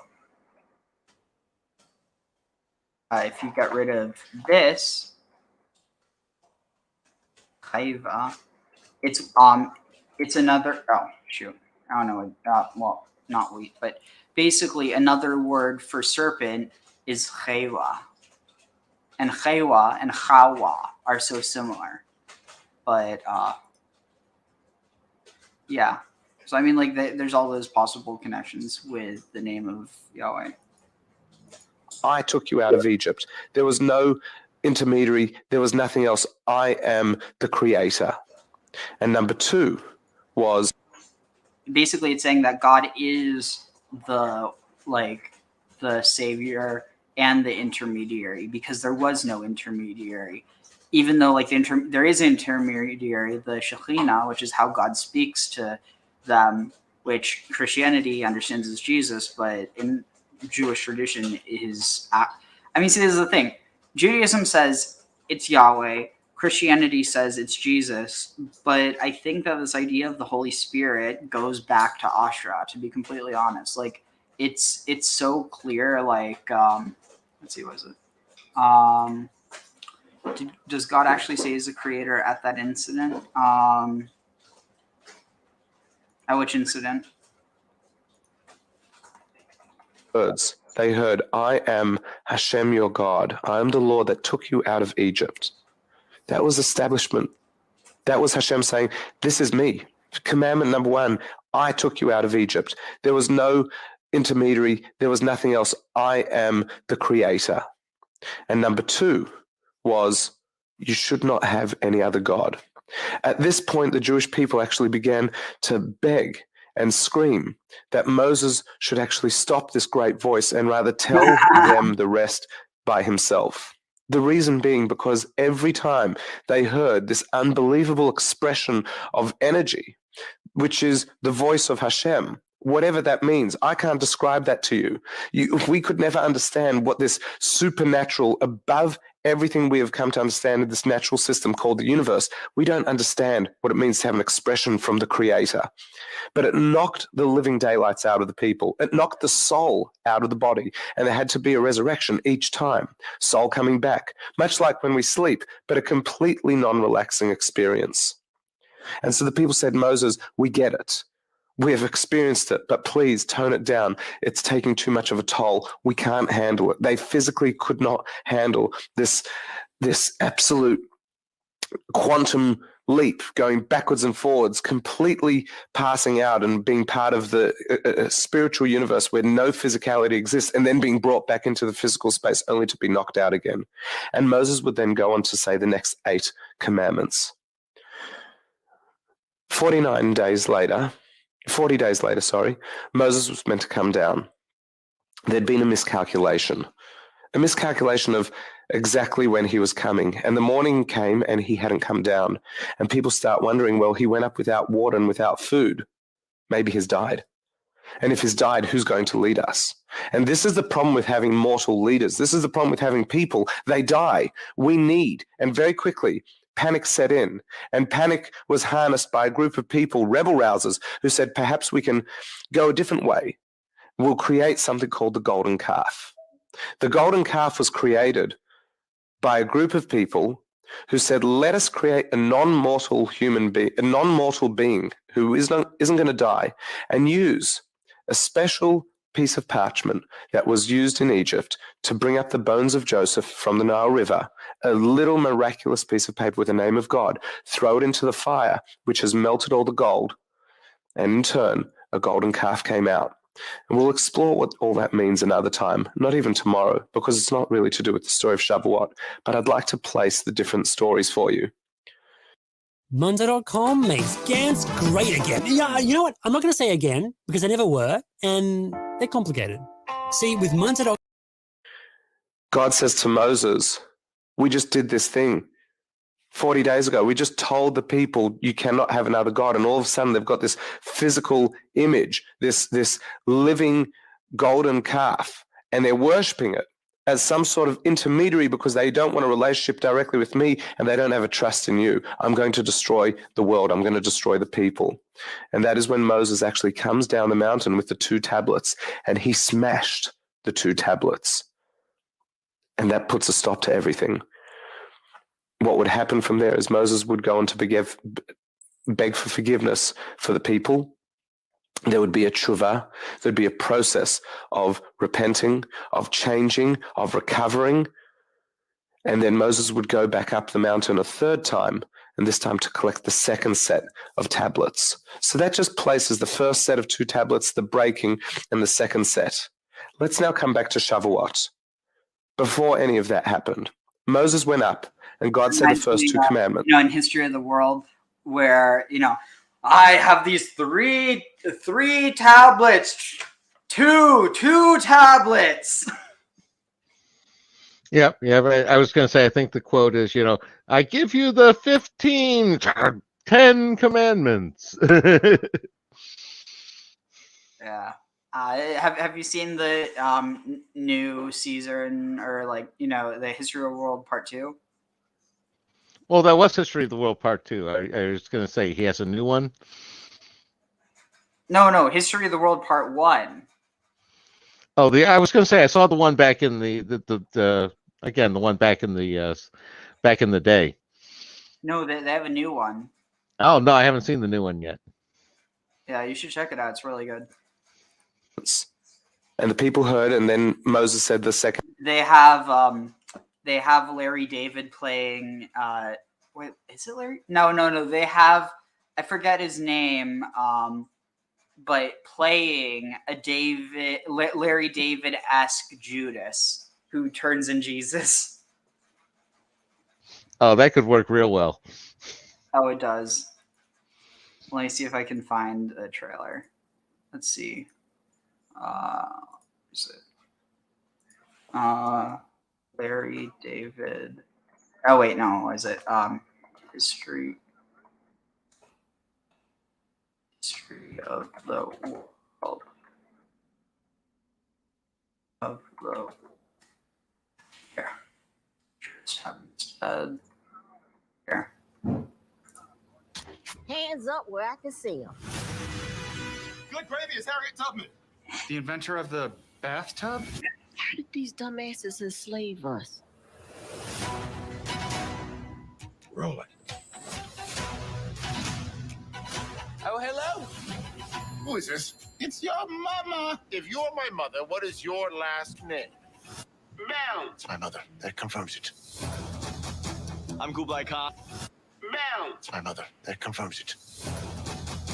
I'm Kublai Khan. Amelia Earhart. They're Romanovs. I am Sigmund Freud. Join me for my masturbates. Masterclass. What? Masturbates. Masterclass. What? Who are you? Some call me Jesus Christ, Son of God. Some call him broken corny. My new book idea.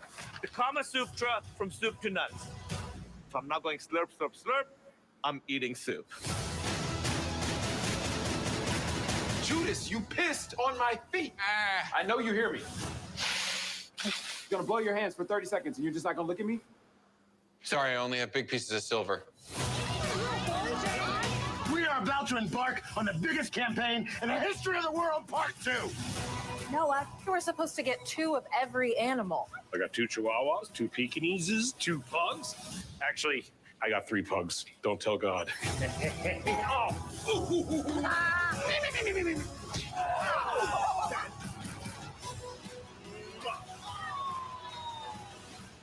What ideas? Was that a dreidel?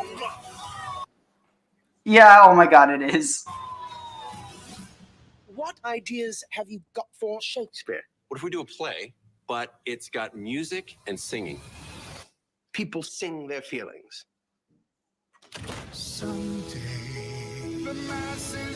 Jack Black is so solid.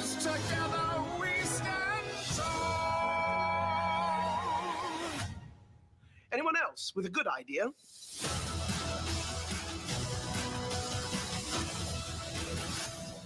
Yeah, it was really good. Oh, it does look good. And 8. The last 8, I should say. What was it that they received? Shavuot is not just. So, actually, here, this is a good question. So, do you think golden calf could be a call to leave Egypt's authority as well, since it was a symbol of royal power? Not only that, but it's a. I mean, keep in mind, this narrative. Like, I listened to Israel Finkelstein talk about this. This narrative was written already after you have like really no remainder of a cultural memory of like basically you have the memory, but you don't actually have a real account of the Exodus or like of this rather Egyptian role in Canaan. But wait, shoot, what was it we're just talking about right before? Shoot. Oh, golden. Right. Bot. Egypt. Have you ever heard of the Egyptian bot? So yeah, I was going to say one aspect of this is the astrotheology, that you're going from the age of Aries, you're going into the age of Aries from the age of Taurus, and the golden calf going out being the bull associated, so tag. I can see that. Also, it's kind of like this. It's moving away from El and into Yahweh. And Yahweh is typically represented with like goat-like symbolism, like especially like the randiness and the viciousness. But the cow is more like, or the El is the bull, but Yahweh is usually seen as being connected with rams or goats. But also, holy crap, I never realized this until now, but do you know what Pharaoh's daughter's name was? No. What was the name? Let's see. I mean, I know it. I just want to find this before. Look at this. Bat Paro was Pharaoh's daughter who rescued Moses from the Nile and raised him in the Pharaoh's palace. According to account in rabbinic literature, she converted to Judaism and was given the name Bit or Batia, meaning daughter of God. You think there's any connection with this tradition?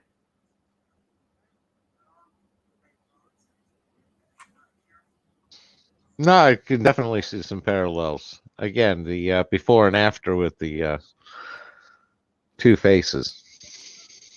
She's also a cow goddess. So she could be the golden cow. Again, related to Hathor as well. Yeah. Bat, the fertility goddess of Upper Kemet. Culturally, she is attached to the ancient Kemetic culture and was mostly associated with the Upper Kingdom. She's mentioned in literary sources, including the pyramid text, and Bat is known as a cow goddess associated with fertility. She was extremely well known in the Old Kingdom, circa 2700 BC, and principally associated with Upper Egypt or Kemet. And for a while, she may have rivaled even the fame of the great goddess Hathor in Lower Kemet, but by the time of the New Kingdom, the 16th century, her influence had waned as Hathor's had begun to expand. She is represented on the Narmer palette, which is located now in the Cairo Museum, and this commemorates the unification of the two halves of the kingdom. Bat is found on many large sculptures and paintings and is the subject of much Egyptian jewelry, including amulets and ritual systems, which she is associated with. She is depicted either as a cow or anthropomorphically as a woman with bovine ears and horns. She is originally a deification of the Milky Way, which was compared to a pool of cow's milk. Her name is the feminine form of the word Ba, which is one of the 9 elements that make up the soul. She is also associated with the Ankh, which is seen as a symbol of life or breath. And in the pyramid text, she is known as Bat of Two Faces, the one who has saved myself from all evil things.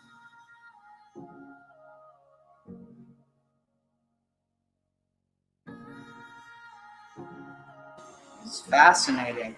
No, I see echoes of Tanit as well in there, especially with that symbolism. Interesting. I mean, this is just like, this is literally just, it's so wild how connected these seem. Let's see. Egyptian.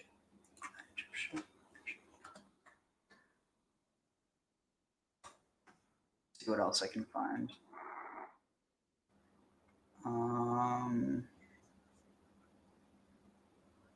Seems like there's not a whole lot on her. Let's see.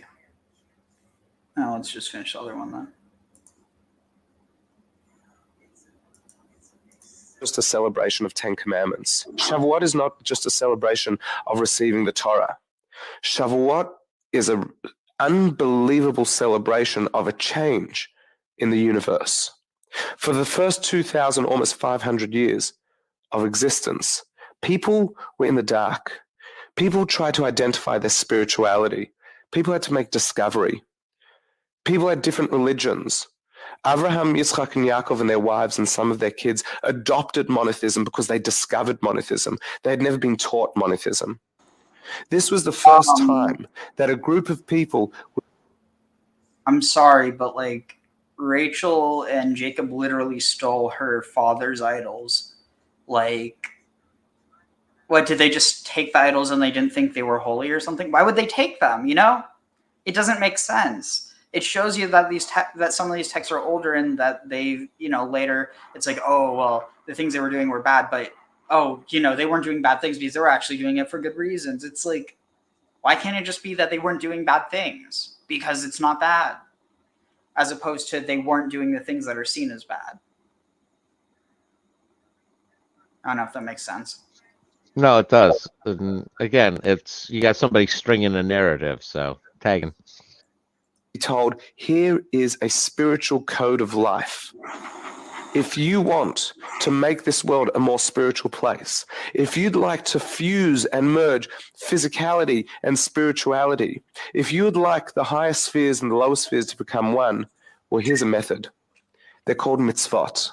The 613 mitzvot, often translated as commandments. But as I like to actually refer to, based on the Kabbalistic teachings that are really highlighted in Chassidut, mitzvah has the same root as tzavta, chibur, connection. And therefore, these are not 613 commandments. These are 613 methods of connection. You can do what you want. You can choose that the Torah is a dogmatic, legal system there to govern the people, or you can see it as a spiritual way of life. 613 methods of meaningful life. 613 ways of connecting the physical with the spiritual. It's totally up to how you interpret Nishma. Naaseh we will do, Nishma we will learn. You can learn it one way, you can learn it the other, or you can learn it as both.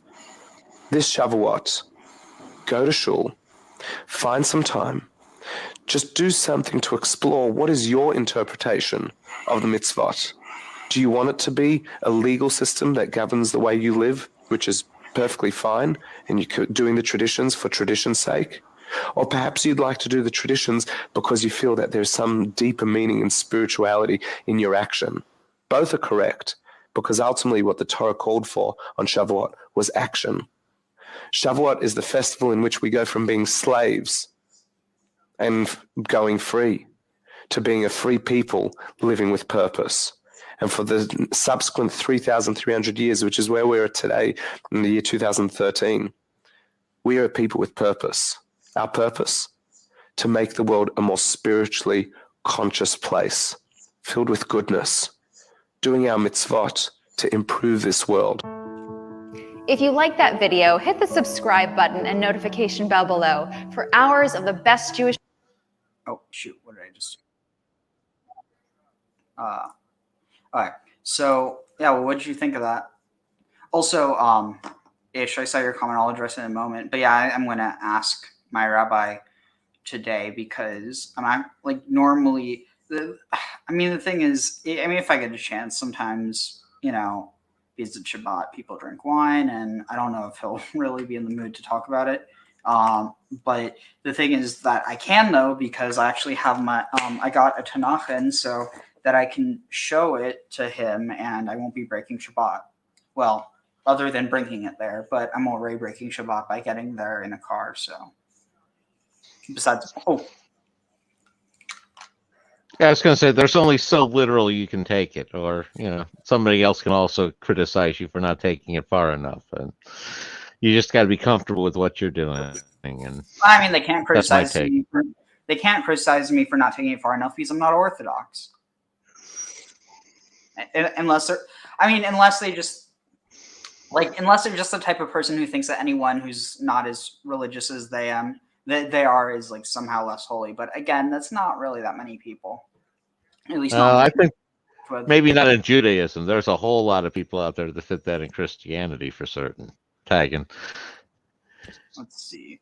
So what was I looking? Oh, right. But yeah, here I got this in. So I already started marking off things that, so I met a new friend who's interested in the Hebrew, so I'm going to probably show her some of the stuff tonight. But basically, I've been marking off the things are like, and one of them actually directly addressed this idea of, was Jacob monotheistic? Well, oh, shoot, wait, it's over here. So Genesis 31:19. Where is it? Meanwhile, oh wait, here. Meanwhile, Laban had gone to shear his sheep, and Rachel stole her father's household idols. Jacob kept Laban, the Aramean, in the dark, not telling him that he was fleeing, and fled with all that he had. Soon he was across the Euphrates and heading toward the hill country of Gilead. Hold on, let's see. Okay. Jacob answered Laban, I skipped ahead, saying, I was afraid because I thought you would take your daughter from me by force, but anyone with whom you find your gods shall not remain alive. So he knows that she took the idols. In the presence of our kinsmen, point out what I have of yours and take it. Jacob, of course, did not know that Rachel had stolen them. So Laban went into Jacob's tent and Leah's tent and the tents of the two maidservants, but he did not find them. Leaving Leah's tent, he entered Rachel's tent. Rachel, meanwhile, had taken the idols and placed them in the camel cushion and sat on them. And Laban rummaged through the tent without finding them, for she said to her father, let not my lord take it amiss that I cannot rise before you, for the period of lament is upon me. Thus he searched, but could not find the household idols. Like, I'm sorry, how is this text monotheistic? I was going to say he could just be taking it for blackmail money rather than hold it over his head rather than believe in it. No, but he never tells him about it. It's always like, I don't know. But anyway, so yeah, I'm definitely going to put a bookmark for this. So I'm going to look for Ezra's Cup of Fire, and I also have a book about it, so I could ask him. Hopefully. So let's see. What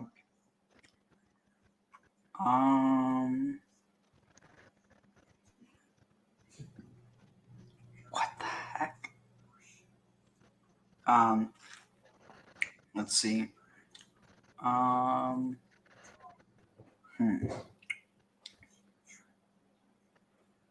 Let's see. We've all got a wild side. Feed it with meat. Not on Shavuot.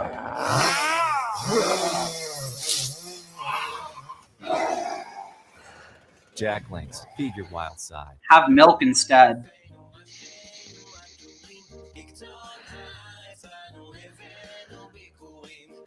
Hi, my name is Tamar Meisels. I'm a Jewish wife and mother living in Israel, and I love to talk about Jewish values and living in Israel, being a parent in Israel. So if those topics sound interesting to you, please subscribe to my channel.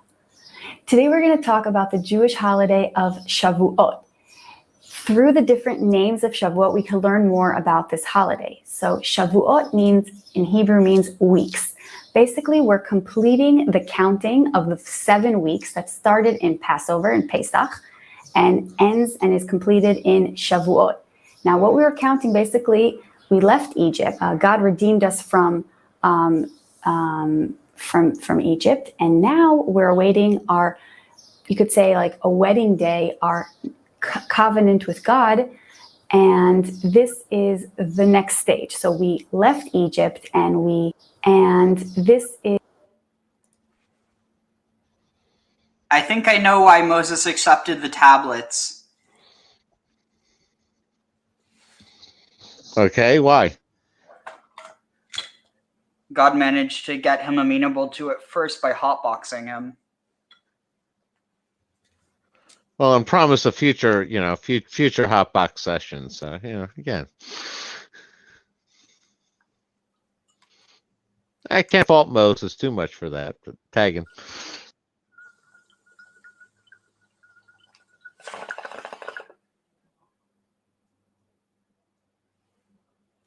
Am I Moses yet?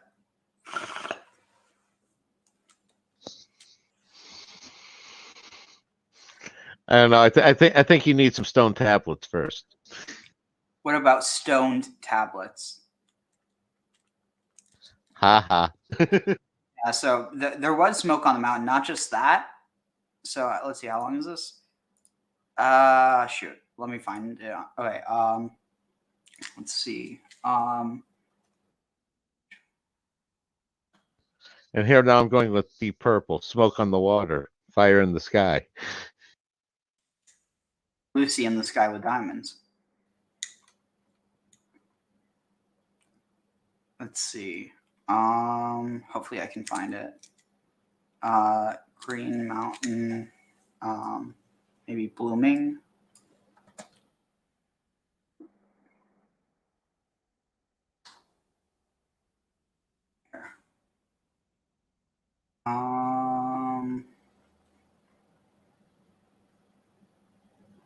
Maybe this.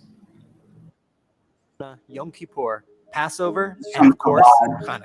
Ask anyone in the street. Also, it's interesting. The Chabad menorahs or Chanukiot, they go up straight up, as opposed to like curved. To name some Jewish holidays, and those are probably the most common answers you'll get. But what about Shavuot? Ever heard of that one? Not everyone has. But don't be fooled. Shavuot, while not as well known, easily makes it into the top 5 list of biblical holidays. Let's begin where everything Jewish begins, in the Torah. And you shall count for yourselves from the morrow of the... I thought it was a debate. Everything Jewish begins with a debate. And I thought he was going to do where it all starts with food, so going to tag. No, that's how you end. Rest day, which means the first day of Passover, 7 weeks. And that's it. That's all the Torah tells us about why we celebrate Shavuot. Really? Okay. I guess I was just expecting something a little more exciting. No. That's interesting. My foot will be healed by Shavuot, ideally. I mean, probably I'm definitely not going to be risking anything. I'm just going to be taking it easy, but I was going to say an aspect that jumps out on me is the parallel between that time period and like Lent in Christianity, with the treats and everything all at the end of the period. Well, you know what Easter was originally called, right? No, what? You're not like, this is just, it's so like, it shows how connected the two traditions really are. It wasn't Easter. Easter is derived from the Germanic month Eostre, which some people ended up basically turning into a phantom goddess, like a goddess that never existed, almost like a poltergeist. They created something that was never alive, if that makes any sense. But basically, Eostre was a month, the month in which Pascha happened. Pascha and Pesach. It's the same. Pascha is just Aramaic or Syriac for Passover, because the Hebrew is Pesach. Oh no, definitely. It's sort of like they're combining the two with Passover and then Shavuot as well, where you have the beginning of it is sort of the corresponding Christian one would be Ash Wednesday, would be Passover sort of thing, where it's the beginning of the period, and then Shavuot is the end, and that's more cognate with the Christian Easter, where you get the party and the celebration and everything. And so that would put sort of Mardi Gras as sort of Passover in a sense too, Tagging. Interesting. Yeah. Probably going to use the restroom after this video. Oh, miracle. And then I need to get going in about 40 minutes or so. So I will, got to keep abreast of time. But, so that'll be about 30. Yeah, so we'll end off at 3 hours. That's good. But yeah, I mean, hoping some things go right for me. I mean, like, I have this foot that's still in a bit of pain. I've met some really cool new people, and I mean, more than just anything, like, I don't know, I feel like I finally have some time to start like getting better in Hebrew. I've actually started trying to, it's really cool. Like, not that long, even though the letters aren't similar at all, just through, maybe it's the passion for it, but I've started to be able to actually teach myself, to be fair, it's not really that difficult if you already know the roots, but basically Paleo Hebrew, because the script's different. And it's interesting because it definitely feels more ancient. It doesn't quite feel as magical in some ways. I don't know. Maybe it's just because Aramaic is like, it's very, Well, to be fair, I think the script that's used is derived from Imperial Aramaic, but I might be wrong. But the point is, it was like it's not just something that's meant to necessarily just be like I mean, if you ever look at the script in the Torah, there's something really beautiful about it. At the same time, I do think that, like, for instance, here, actually, let me pull that up. Paleo Hebrew. Paleo Hebrew.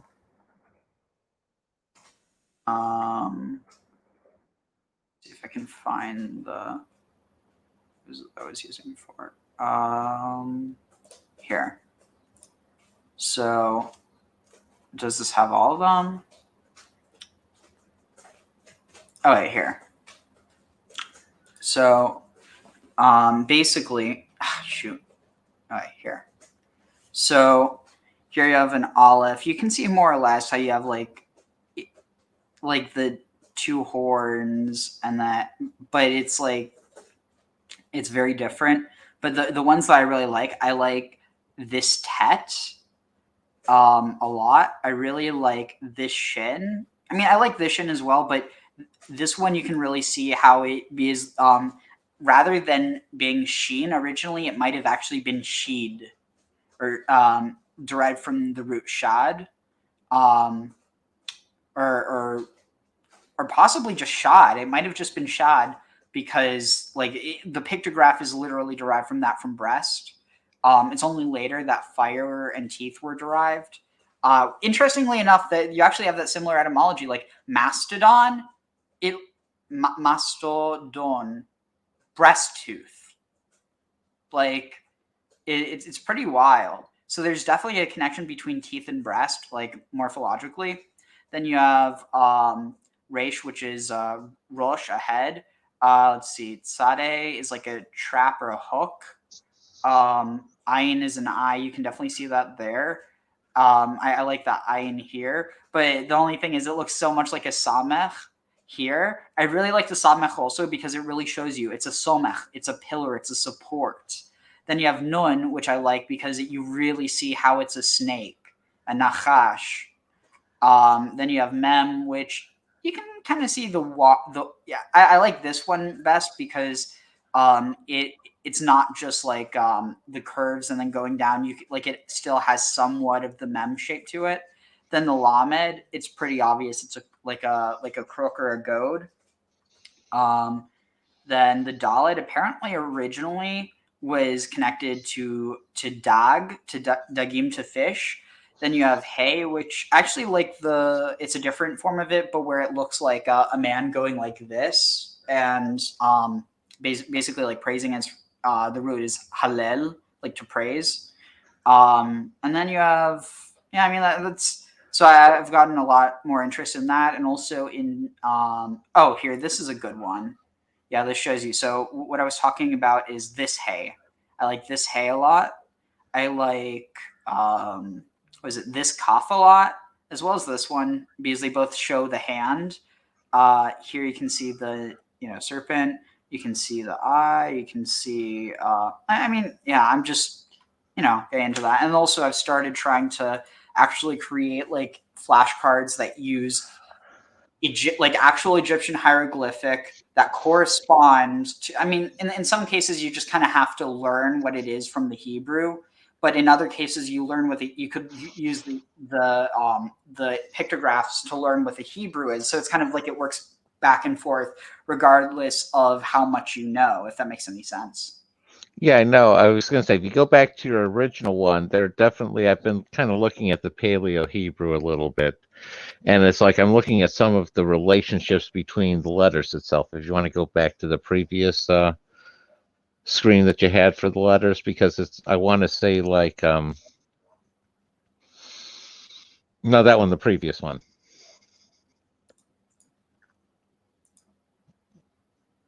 One more. The top there. Because that one has, it's like Sade and Mem. You see they're almost like mirror reflections of each other. One's like a W, one's like kind of like an M. Yeah. And it's interesting because like that Oh, you mean like this is like a W and this The is like sorry, the Shen and the Sade are related that way, and it's sort of like the Hey and the Het are related.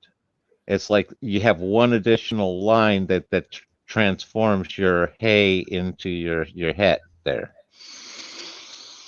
And you can see like a relationship between the Hey and the Yod, and then again between the Hey and the Samek.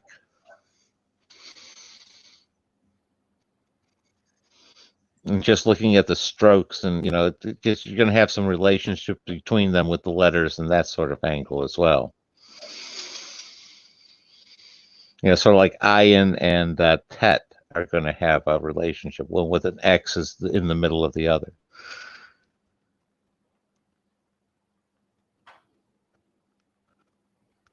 Yeah, it's just interesting observations. I don't know how much meaning there is behind it, but. Oh yeah, so, sorry, I was just responding.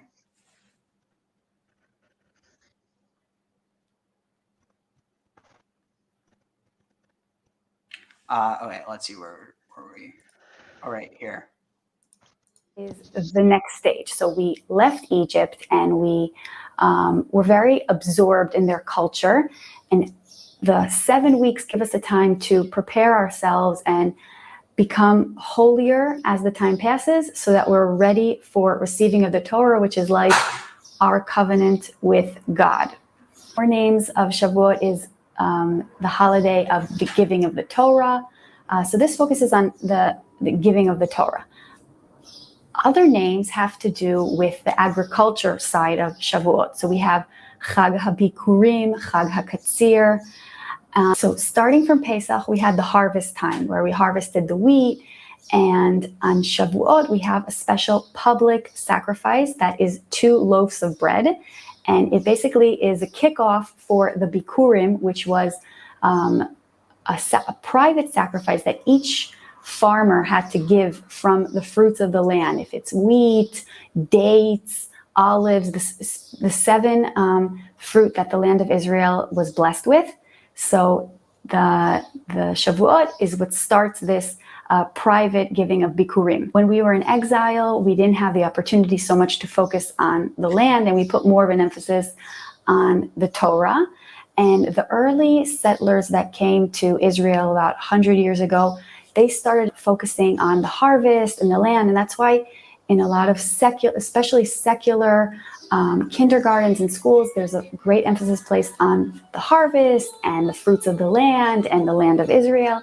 Of course, also religious. My son also will learn about the land and the harvesting and everything. But of course, we put even more of an emphasis on the giving of the Torah, which they do not. On Shavuot, it's a tradition to stay up all night and study Torah, either privately or in classes. I already and this is a tradition because we're basically doing a tikkun Leil Shavuot. We're fixing the Leil Shavuot because back then when we received the Torah, it's hinted in the Bible that we needed Moshe and we needed God to kind of awaken us to receive the Torah, which shows how, I guess, not excited enough we were about this event. So to sort of fix what we did back then, tonight in Shavuot, we stay up all night and we study Torah and we show how we are excited to receive this incredible treasure. So that's Tikkun Leil Shavuot. Another thing we do on Shavuot is we read Ruth. And the reason we read about Ruth was a convert who has tremendous acts of kindness that she did for her mother-in-law after her husband and her father-in-law and her brother-in-law passed away. She accompanied Naomi back to Israel, and she showed her tremendous kindness, and she was a Moabite princess who joined the Jewish congregation and accepted the Jewish faith. And so too we on Shavuot were accepting the laws of the Torah, and we're sort of like converts on this special night, receiving the Torah just like she did back then. Also, the time of year that the Megillah of Ruth was taken in, it's during the harvest time. So it's like I said, Shavuot is the time of harvesting. So that's another reason why we read it. And another reason we read it is David HaMelech, King David, was born and passed away on Shavuot. This is his great-grandmother. So on this night, we read about David's special lineage and how through tremendous kindness, David HaMelech and the future Messiah descendants come from. But we eat dairy, which is also eat dairy. We don't just eat dairy, but we also eat dairy. There's a few reasons for this. One reason is that in Shir HaShirim, the Torah is described as milk and honey. The Torah is so sweet to us that it's like milk and honey, or it's so important to us, just like a mom's milk is so important to the baby and sustains him, so too the Torah sustains us. So that's one reason we have milk. Another reason is practically speaking, when we got the Torah and we were given all these laws about how to sacrifice the meat and different things and keeping Shabbat, it was given on Shabbat, and we were not really familiar yet with the laws of meat and everything, so we just said, you know what, let's eat dairy for now, or because it was Shabbat, we just preferred to eat dairy. So that's another reason. So that's kind of the basic of Shavuot. Hope you enjoyed this video, and if you did, please give it a thumbs up. Thank you.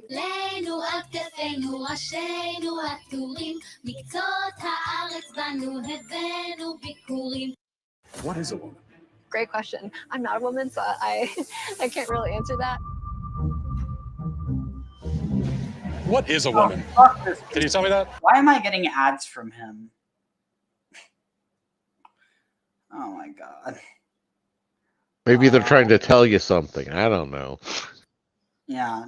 Tell me that I need to speak out more against those fuckers. I mean, not like it'll do anything, but, you know, it's kind of like screaming into the void. Yeah, spitting into the wind's always more fun. Well, no, but that'll hit you in your face, and then it won't be fun.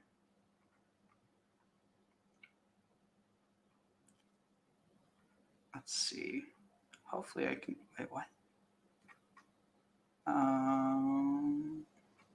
Oh, I know what I'm looking for.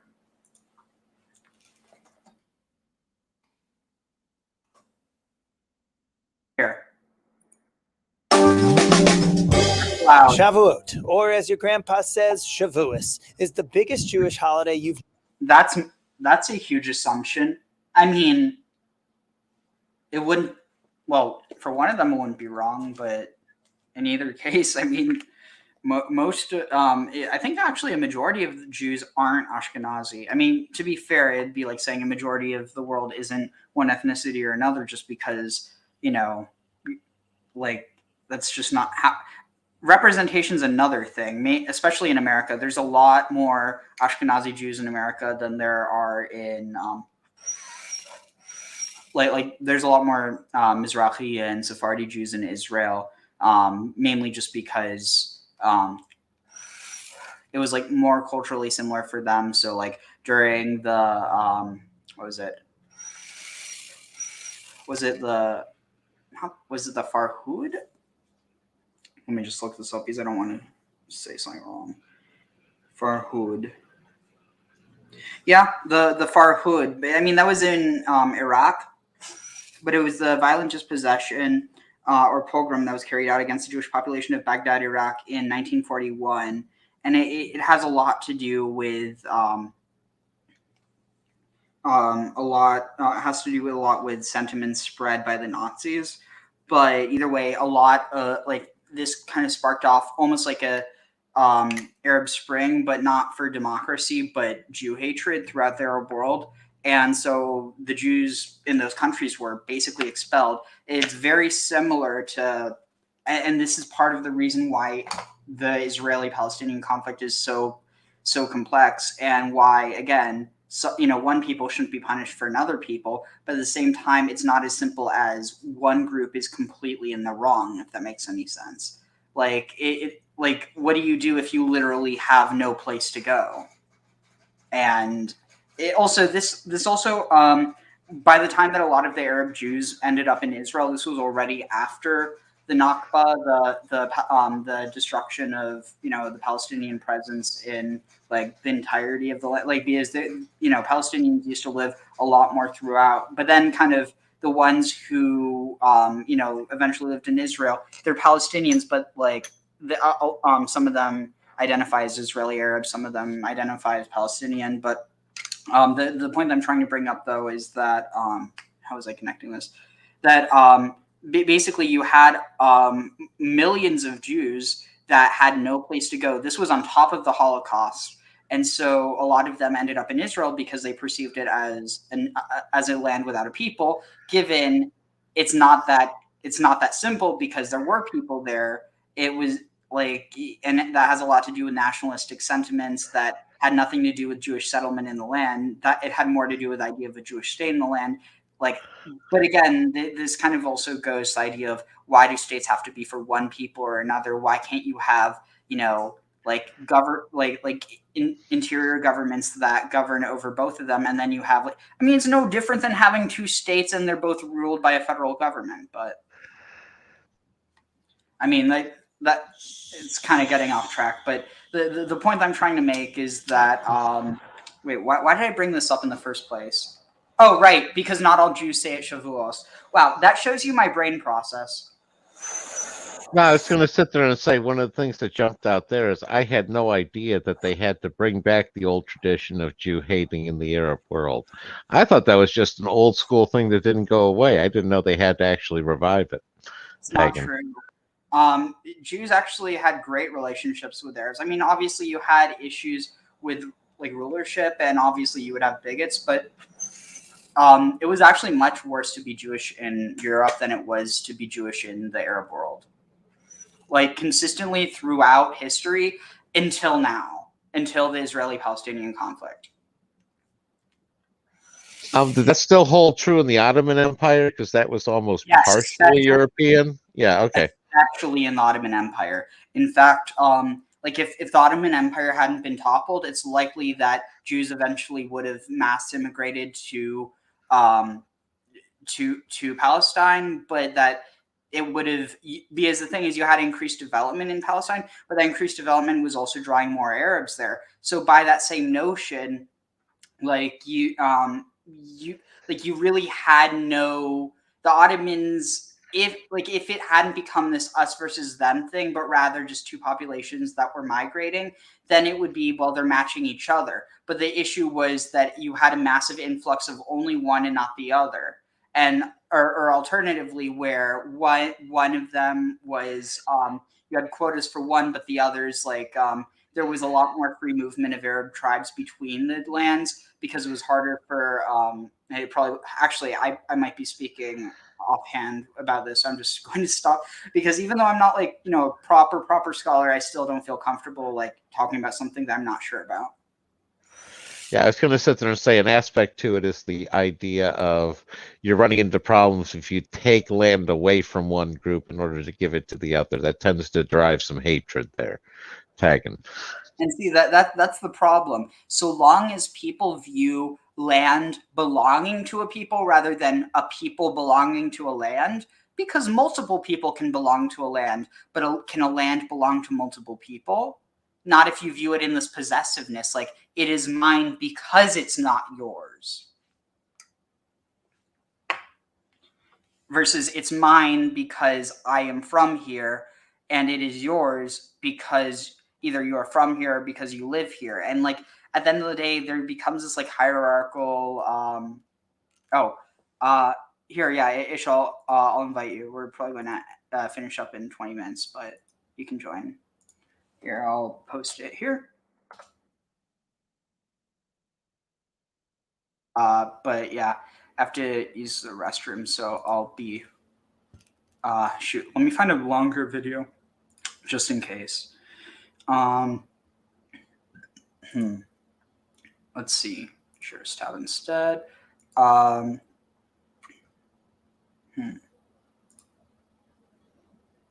See if there's anything else going on right now.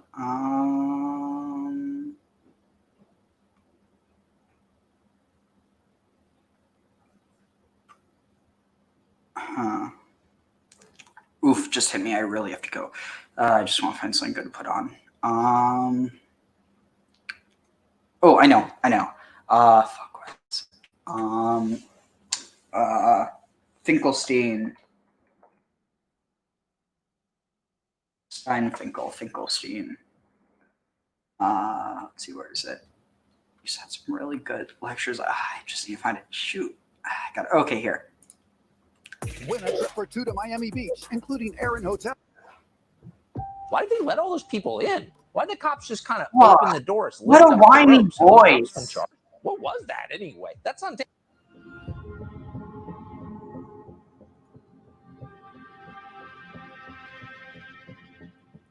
Hey, Ish. Hey, how's it going? Pretty good. I'll be right back. Uh-huh. Israel Finkelstein is a leading figure in the archaeology and history of ancient Israel. Over 40 years Hey, Graham. of work and research, he has helped Hey, Ish. How you archaeology doing? is conducted, Good, the Bible good. is interpreted, and the history of Israel is reconstructed. I sat down with Israel over several sessions to talk about how a lifetime of work has informed the story of ancient Israel.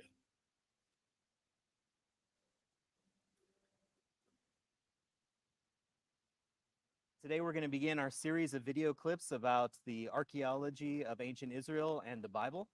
And today I'd like to talk about the very beginning to introduce the whole topic. And that kind of begs the question, what is the beginning of a discussion about ancient Israel? Where do we need to start? This is a great question because there are two options here. Either to go with the Bible. The Bible has a very clear notion about the history of ancient Israel. It starts with patriarchs, it goes to the Exodus, then wandering, conquest, period of the judges, and then the beginning of the monarchy and the two Hebrew kingdoms, and destruction, of course. This is one way to go about this. The second way to go is to take the perspective of historical reconstruction of the ancient Near East, Canaan, Israel, and what archaeology tells us. And we will go according to the second. Great. So we want to start with what we know from outside sources and bring in the biblical text as needed. Critically, the idea is to describe the history of ancient Israel using three tools. The first one, of course, is the biblical text, critically looking at it. The second one is archaeology, also critically looking, and of course, the records of the ancient Near East. So what's the period that we need to start with? So I think that we need to start with the late Bronze Age, because the late Bronze Age is the stage setting for the rise of ancient Israel. I mean, if you wish to speak about the very beginning of ancient Israel, we know about it archaeologically, let's say in the 12th century, maybe the late 13th century BC in the highlands. So we have to take a step back and look at the situation in Canaan before.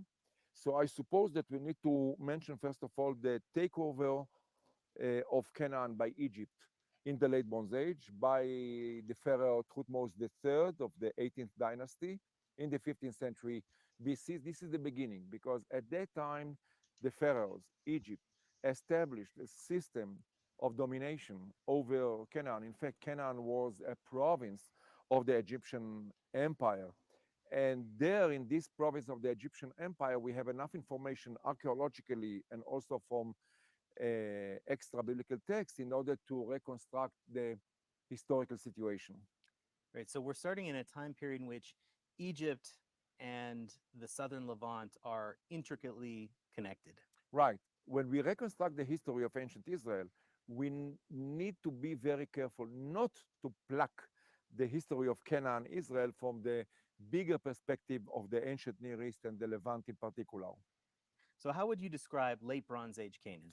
So I think that when we speak about late Bronze Age Canaan, we need to take two factors into account. The first one is the system of Canaanite city-states. This begins before the late Bronze Age, already in the third millennium or the beginning of the second millennium, but it comes to some sort of a peak in the late Bronze Age. So first of all, the system of city-states, and the second thing is to understand better the way the Egyptians dominated Canaan, which means where were the centers, how did they rule over Canaan, what was their involvement from the military point of view, from the administrative point of view, if you wish, also from the economic point of view, no less important, the social structure of Canaan in the late Bronze Age.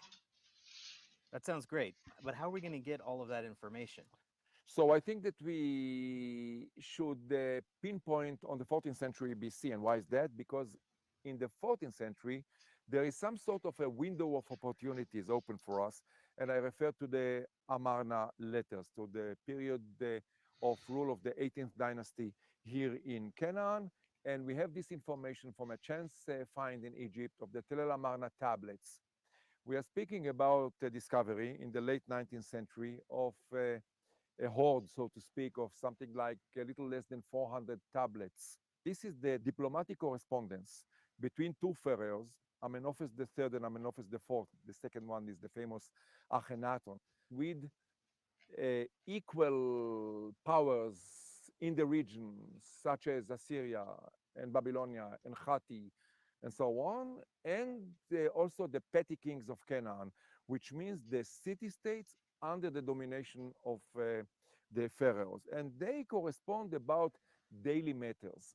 But while they do this, first of all, we get the names of the city-states, and we also get very important information about the, I would say, not only diplomatic situation, but geopolitical in the bigger picture of the Levant and beyond, and the map of city-states in Canaan. And this is absolutely important in order to understand what happened next.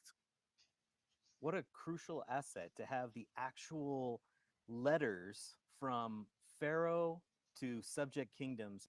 Here's one thing you need to do before buying anything online. Oh, Don't no. spend another dime on Amazon until you watch this first. Watch this. In this area. So this is wonderful. You actually can really read the letters and understand a lot. Now, some of the letters are easy to decipher in a way from the geographical point of view, because they give the name of the locality from where this petty king, whatever the name, wrote to the pharaoh. So here and there we hear about Biridia, whom we know, the two of us, very well from our excavations at Megiddo. So he writes from Megiddo, and it is very obvious. However, there are tablets which were damaged, or tablets that already when they had been written, they did not provide the name of the town and only the name of the ruler. And then over there, we have a challenge of identifying the place of the ruler and then creating this map of Canaan at that time. So how to do this? This is something that goes back to the beginning of the 20th century. I mean, the first big book on Amarna was published in the very beginning of the century, over a century ago. And there have been endless debates and disputes about the location of the Canaanite city-states. About 20 years ago, we at Tel Aviv University, a team of scholars, researchers, came to the conclusion that there is a way to bypass the traditional discussion about the location of the rulers. And how to do this. We assumed that the tablets were dispatched from the place of the given ruler. And now, so we said to ourselves that we can take the tablets and look for the composition of the clay from which the tablet was made, which means we are looking at the petrography, at the mineralogy of the clay of the tablet, and accordingly we can identify really the place where the clay was taken from. And in some cases, we can really pinpoint to a situation of 20 or 200 meters. I remind you that the Biridia letters can be identified, the location, by a certain formation on the slope of Megiddo. We can really pinpoint to the place. So Yuval Goren, he was the person who did really the actual test of the tablets, and Nadav Naaman, my friend, who is a scholar of the Amarna period, an historian, and myself as an archaeologist, we joined forces, and we managed, in fact, to decipher or to identify most of these places, not all of them, most of them, and really create for the first time a reliable map of Canaan in the late Bronze Age. Maybe as a promo, I will say that the most important thing is to understand that we are dealing with a dimorphic situation, which means the lowlands with many city-states, densely inhabited from the point of view of the countryside, the city-states rule over relatively small territories, and there are many of them, whereas the situation in the highlands was very different in the sense that there were several big, territorially big city-states. Jerusalem, we're sitting here, Jerusalem, one of them, Shechem, Nablus today, another, Chatzor, in a way, rules over big parts of the Galilee. And this situation of relatively empty land in the highlands with a social structure which was different, we'll speak about it maybe, is very important to understand later the rise of ancient Israel. The Amarna letters give us a good understanding of where these places are, who is where. We have this city-state situation, highlands, lowlands, but the Egyptians are in charge. How were they administering this territory? So the Egyptians are in charge here, and they are ruling over Canaan with their administrators and small military units garrisoned in several places, about 6 administrative centers. We know about them from the tablets themselves, of course, also from archaeology. Gaza was the center of Egyptian rule in Canaan. Jaffa was a very important place. We have also archaeological information. Bet Shean was another one with archaeological information. And then we have 3 farther to the north in the northern parts of the Levant. So altogether 6 centers. And we see how the Egyptians rule, and we can feel and sense how it is easier for them to rule over the main thoroughways, the main highways, the main centers, the ports, and so on, but more difficult with the highlands. The highlanders are the troublemakers. So what do y'all think of this? It's interesting, but did you hear what I said before, as soon as I came in? What? It's just ironic that you're searching Finkelstein and you're getting Norman Finkelstein, and you were just talking about like the Palestinian-Israeli thing. You know, he's like a huge expert in that field, like maybe the most I respect. I don't know, just coincidence, I guess, but he's really, I don't know, he spent like more than 20 years, I think, or 30 years. Interesting. Studying it, yeah. If you're interested about like what it's about, if you ever want to get into it, he's a really good source. Mm-hmm. Has a bunch of sources on YouTube. Yeah. So I gotta get going in a few minutes, so let's just... Never heard of. And if you have heard of it, great. We don't need to hear about it in the comments. It's one of the 3 major pilgrimage festivals when Israelites schlep to the temple to give offerings. In the Torah, it says to have a holiday 7 weeks after Passover, although it's less specific about all the details of what to do on it, apart from offering the first fruits of your wheat harvest, which feels not so relevant. The rabbis long ago picked this day to also celebrate Matan Torah, God giving the Torah to the people at Mount Sinai, a real peak experience. Passover is known for the Seders, Sukkot is known for eating in sukkahs, Shavuot, if you know it at all, which you probably don't, is starting to attract some real love for all-nighters called Tikkun Leil Shavuot. These all-night study sessions happen all over the world, and they're a great way to check out the Jewish scene where you live, because you get to have free-form conversations in a less formal setting than services. At some places, Tikkun goers keep it traditional, looking at the Book of Ruth to talk about committing to the Jewish people, the wild throne vision from the Book of Ezekiel to talk about Revelation, and of course, the text of the 10 Commandments. Other places bring Torah into hot-button social debates, or bring in the arts and culture crowd with Jewish film screenings, cheese tastings, and yoga at dawn. Not for me, but other people like yoga. The origins are Kabbalistic. It's told that the ancient Israelites overslept when the Torah was given, so we stay awake to show our eagerness to receive the Torah all over again. Receiving the Torah, that phrase. It's not just about Moses and the physical 10 Commandments up on Sinai. It's about how we absorb all the Jewish teachings we learn. By the way, receiving Torah doesn't mean the same thing to everyone. Check out these 2 classic Jewish stories. In one, God uprooted Mount Sinai and held it over the people's heads like a barrel, saying, "Accept the Torah or else." So they accepted. some choice. Another says that God went from nation to nation offering them the Torah, but each of them rejected it until finally the Jewish people said, yeah, okay, na'aseh v'nishma, we will do, we will listen. This is part of the gist of the phrase chosen people, by the way. Of all of the people in the world, the Jews agreed to receive the Torah. Shavuot has other traditions besides. But that's the opposite, isn't it? Decorating your home with greenery and flowers, because a midrash tells that Mount Sinai suddenly bloomed when the Torah was. It's chosen, but it's them that chose to take it on. It's not like God offered it to everyone else, and it's like, okay, fine. What do you guys think? I don't know. It seems like the opposite, right? Well, no. Think about it. The ones who are always talking about Jews as the chosen people are Christians, not Jews. Right, yeah.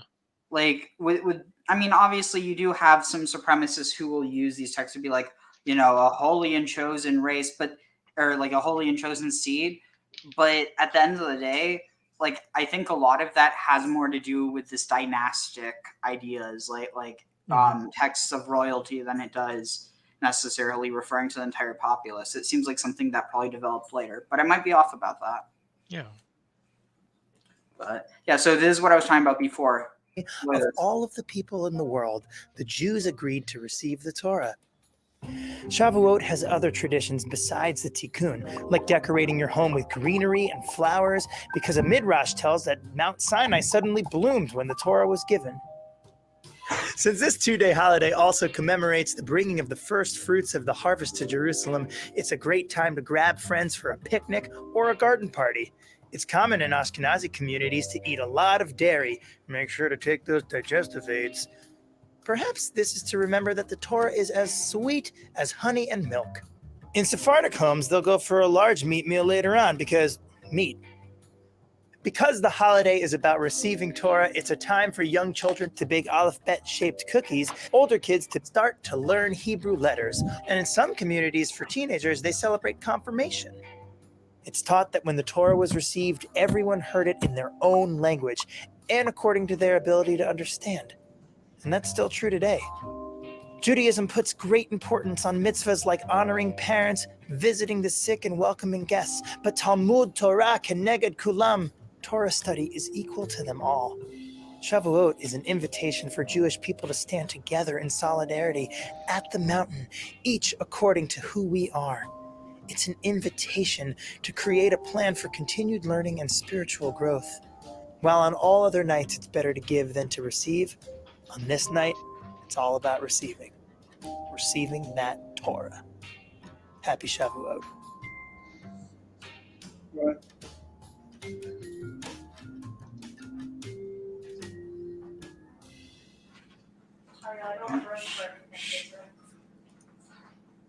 One second.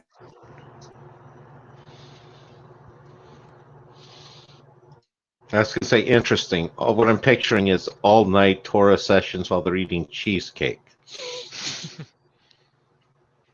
Which, of course, increases the challenge of staying up all night when you're overloading on sweets and carbs like that. Yeah.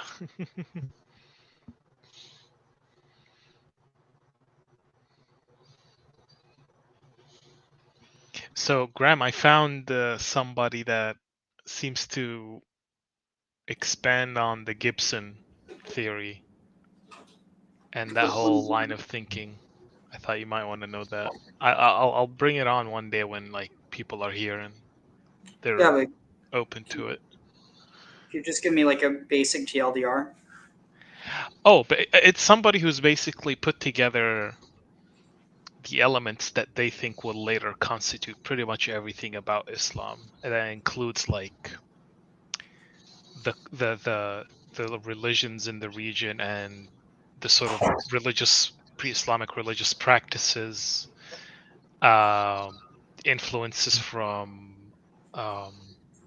other. I mean, it's basically it's everything that went into creating Islam, and it goes into like a lot of Babylonian, well, not a lot, but a decent amount of like Babylonian pantheon and religious practice. I was going to say pre-Islamic Arabia, Yeah. Arabia religions and practices Yeah. as well. Yeah. Because my sort of take on that is you have the, your standard Islamic narrative.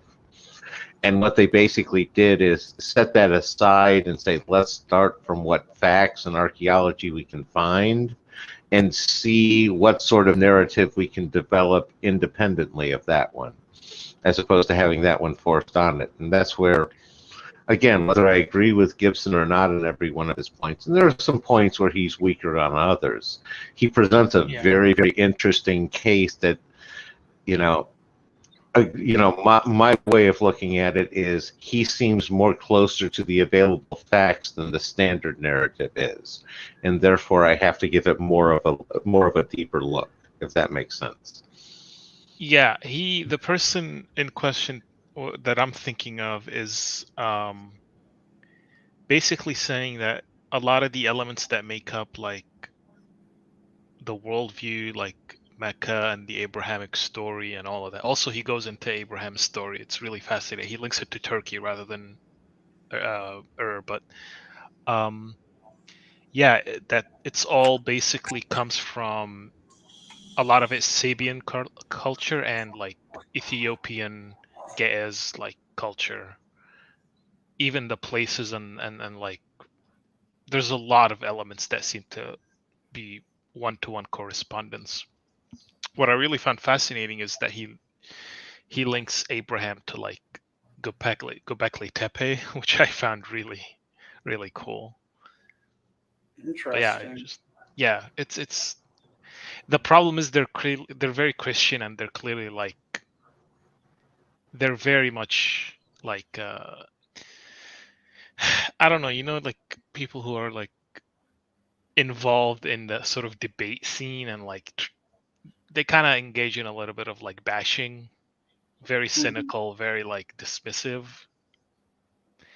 But the person who's doing the actual presentation is doing a pretty good job of like putting facts together. But that's the only thing that like kind of like irked me. Not that I'm not trying to defend anything, but like it's one thing if Ariel is like saying a bunch of stuff versus like he stops every second to like laugh at people who disagree. Like it just gives it a entirely different vibe. I don't know. I found that annoying, but the information is cool. It's very good. Very, very. A lot of effort clearly went into it. All right, here. Let's see. No prophecies, no wicked genocidal tyrants. I mean, I know Shavuot is a Yom Tov, a festival in which work is forbidden, kind of like Shabbat. And I know there's a big deal about attending services on the first morning and accustomed to eat cheesecake and other dairy foods to celebrate the day. But what does all of that have to do with this 7 weeks passage? And what exactly are we celebrating anyway? To figure this one out, we need to go to the Talmud, where the rabbis fill us in with an important clue. Shavuot is celebrated after 7 weeks from the first night of Passover. And we know that Passover is all about the Exodus from Egypt, right? That's an easy one. So all we need to know is what happened to the Jewish people 7 weeks after they left Egypt. The answer is only the greatest, most significant single event to have ever taken place in Jewish history, hands down. The 10 Commandments. No, not the Charlton Heston movie. The giving of the Torah at Mount Sinai. The voice of God booming from the mountain, the clouds of glory, claps of lightning, flashes of thunder, the blasts of the shofar throwing people back several miles, causing them all to faint on the spot. Now that's more like it. That right there is a Jewish holiday. To really understand why this day is so important, let's set aside the ice cream for a minute and dig into another Shavuot custom. Staying up all night, learning Torah. Why do we do that? Well, as the story goes, the night before the giving of the Torah, our ancestors wanted to be well rested, and so they all got a good night's sleep. Problem was, they slept so well that every one of them, and there were millions of them, showed up late to Mount Sinai the next morning. To fix their mistake, we stay up all that night and study Torah. To make sense of this, let's talk about sleep. When we go to sleep, our souls ascend to heaven and get as close as most of us will ever get to an out-of-body experience. So much so that when we wake up, we recite Modeh Ani, a special prayer thanking God for returning our souls to us in the morning. We have that too. That's cool. What better way to prepare for a rendezvous with the Almighty? You would be right, except the Torah isn't just about the Almighty. It's about you. The event at Sinai was all about meeting God here, deeply rooted on planet Earth on our earthly terms. And that's why sleep was the wrong way to prepare. We need to be as awake, alert, and present as possible so that we can port God's presence into our physical, ordinary, corporeal reality. And that is what we celebrate on Shavuot. On this day, God came to be with us on earth. From that day on, he can be found in our ordinary activities, in kindness, in prayer, in Torah study, and even in ice cream, provided that it's kosher, you say a blessing before and after eating it, and you use its energy to serve God and make this world a better place. So every year on Shavuot morning, we head to Shul and listen to the 10 Commandments, allowing their lessons to be etched in our hearts so that the Torah will be a part of our everyday lives throughout the year. Now that is a Jewish holiday.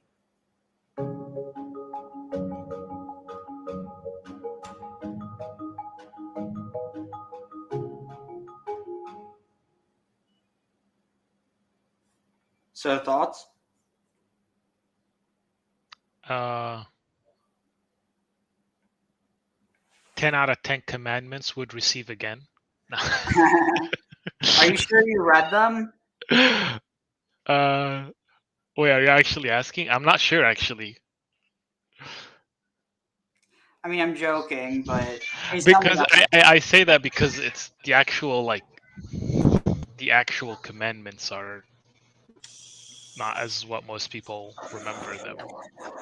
Isn't there more like it's not even exactly 10, and it's not exactly like it's 613. Oh, that's a lot more than 10. Okay. Wait, he received all of those on the mountain? Yeah. On 2 tablets? No, the 2 tablets is like the tablets of the law. What's the difference?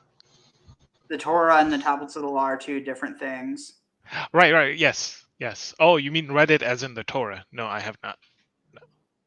No, I was talking about the 10 Commandments. Okay, I'm confused. No, I asked if you read the 10 Commandments. At some point, yes, I have, but I can't recall them. Oh yeah, I mean, to be fair, it's really more of the 613 that are hard to keep than the 10. I was going to say, didn't they have 2 different lists of 10 at different places? Probably.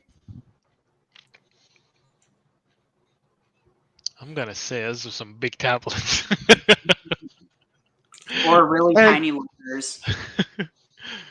And again, that whole 10 Commandments, that's much more of a marketing scheme. It looks better on the movie poster than it does 613. Yeah. And it's easier to get people to convert that way, They think they have 613 to follow rather than 10. It's a harder sell. Yeah. So, almost ready. Let's watch one more. Give me the opportunity to take 2 dabs and I'll go.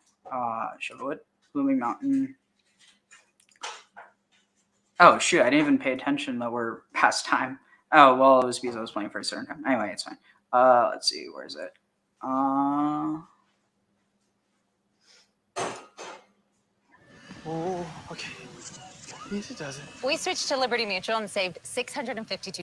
I live very much in the larger world in addition to the Jewish world. So all the time when I'm taking 2 days off in the middle of a busy broadcast week, I always have to explain to people, what the heck is this holiday? Because people don't even believe that it's a serious holiday. And in terms of explaining it to people, you always have to say, well, it's one of the 3 pilgrimage festivals, along with the festival of Passover, Pesach, which everybody knows about, and the festival of Sukkot, Tabernacles, which increasing numbers of people know about. So the question is, given the fact that Shavuot, Pentecost, or weeks is the same importance and has the same binding authority as Passover and Sukkot, Tabernacles, given the fact that Shavuot is equally important, why is it so much less celebrated? Why do fewer people observe it? Why do fewer people even know about it? And this, I think, is very profound, is that Passover is described as Zaman Cherutenu, the season of our liberation, of our freedom. Passover is noted to be a festival of freedom. Everybody likes that. You get out of slavery, great. Let's drink our 4 glasses of wine and celebrate. That's easy. Sukkot is seen to be, it's a harvest festival, and it's also a time when we celebrate the fact that we live under God's protection. That's also a very positive message. That's easy. Everybody likes that.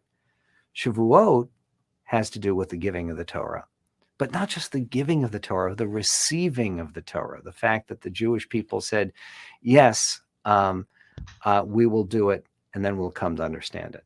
It's a commitment to observe. That's a lot tougher sell. The idea that, wait a minute, now we're taking how many obligations? No, it's not just 10, it's 613. That is in the popular culture a lot more at variance with the way that most Americans choose to live their lives. So in that sense, you could say that Shavuot is the most important of all the regalim, of all the pilgrimage festivals, precisely because it goes against the contemporary culture. The idea that you should be bound by anything other than a work schedule, that's, and sometimes not even a work schedule, it's a tough sell for a lot of Americans. Thanks for watching. Click subscribe and hit the notification bell below.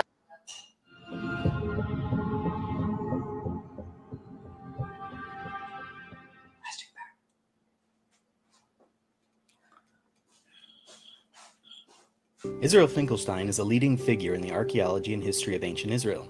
Over 40 years of fieldwork and research, he has helped to change the way archaeology is conducted, the Bible is interpreted, and the history of Israel is reconstructed. I sat down with Israel over several sessions to talk about how a lifetime of work has informed the story of ancient Israel.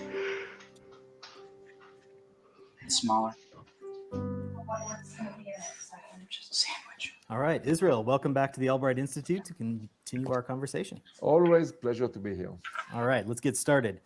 Last time we dealt with the collapse of the Late Bronze Age and the subsequent settling down in the highlands across the 12th century.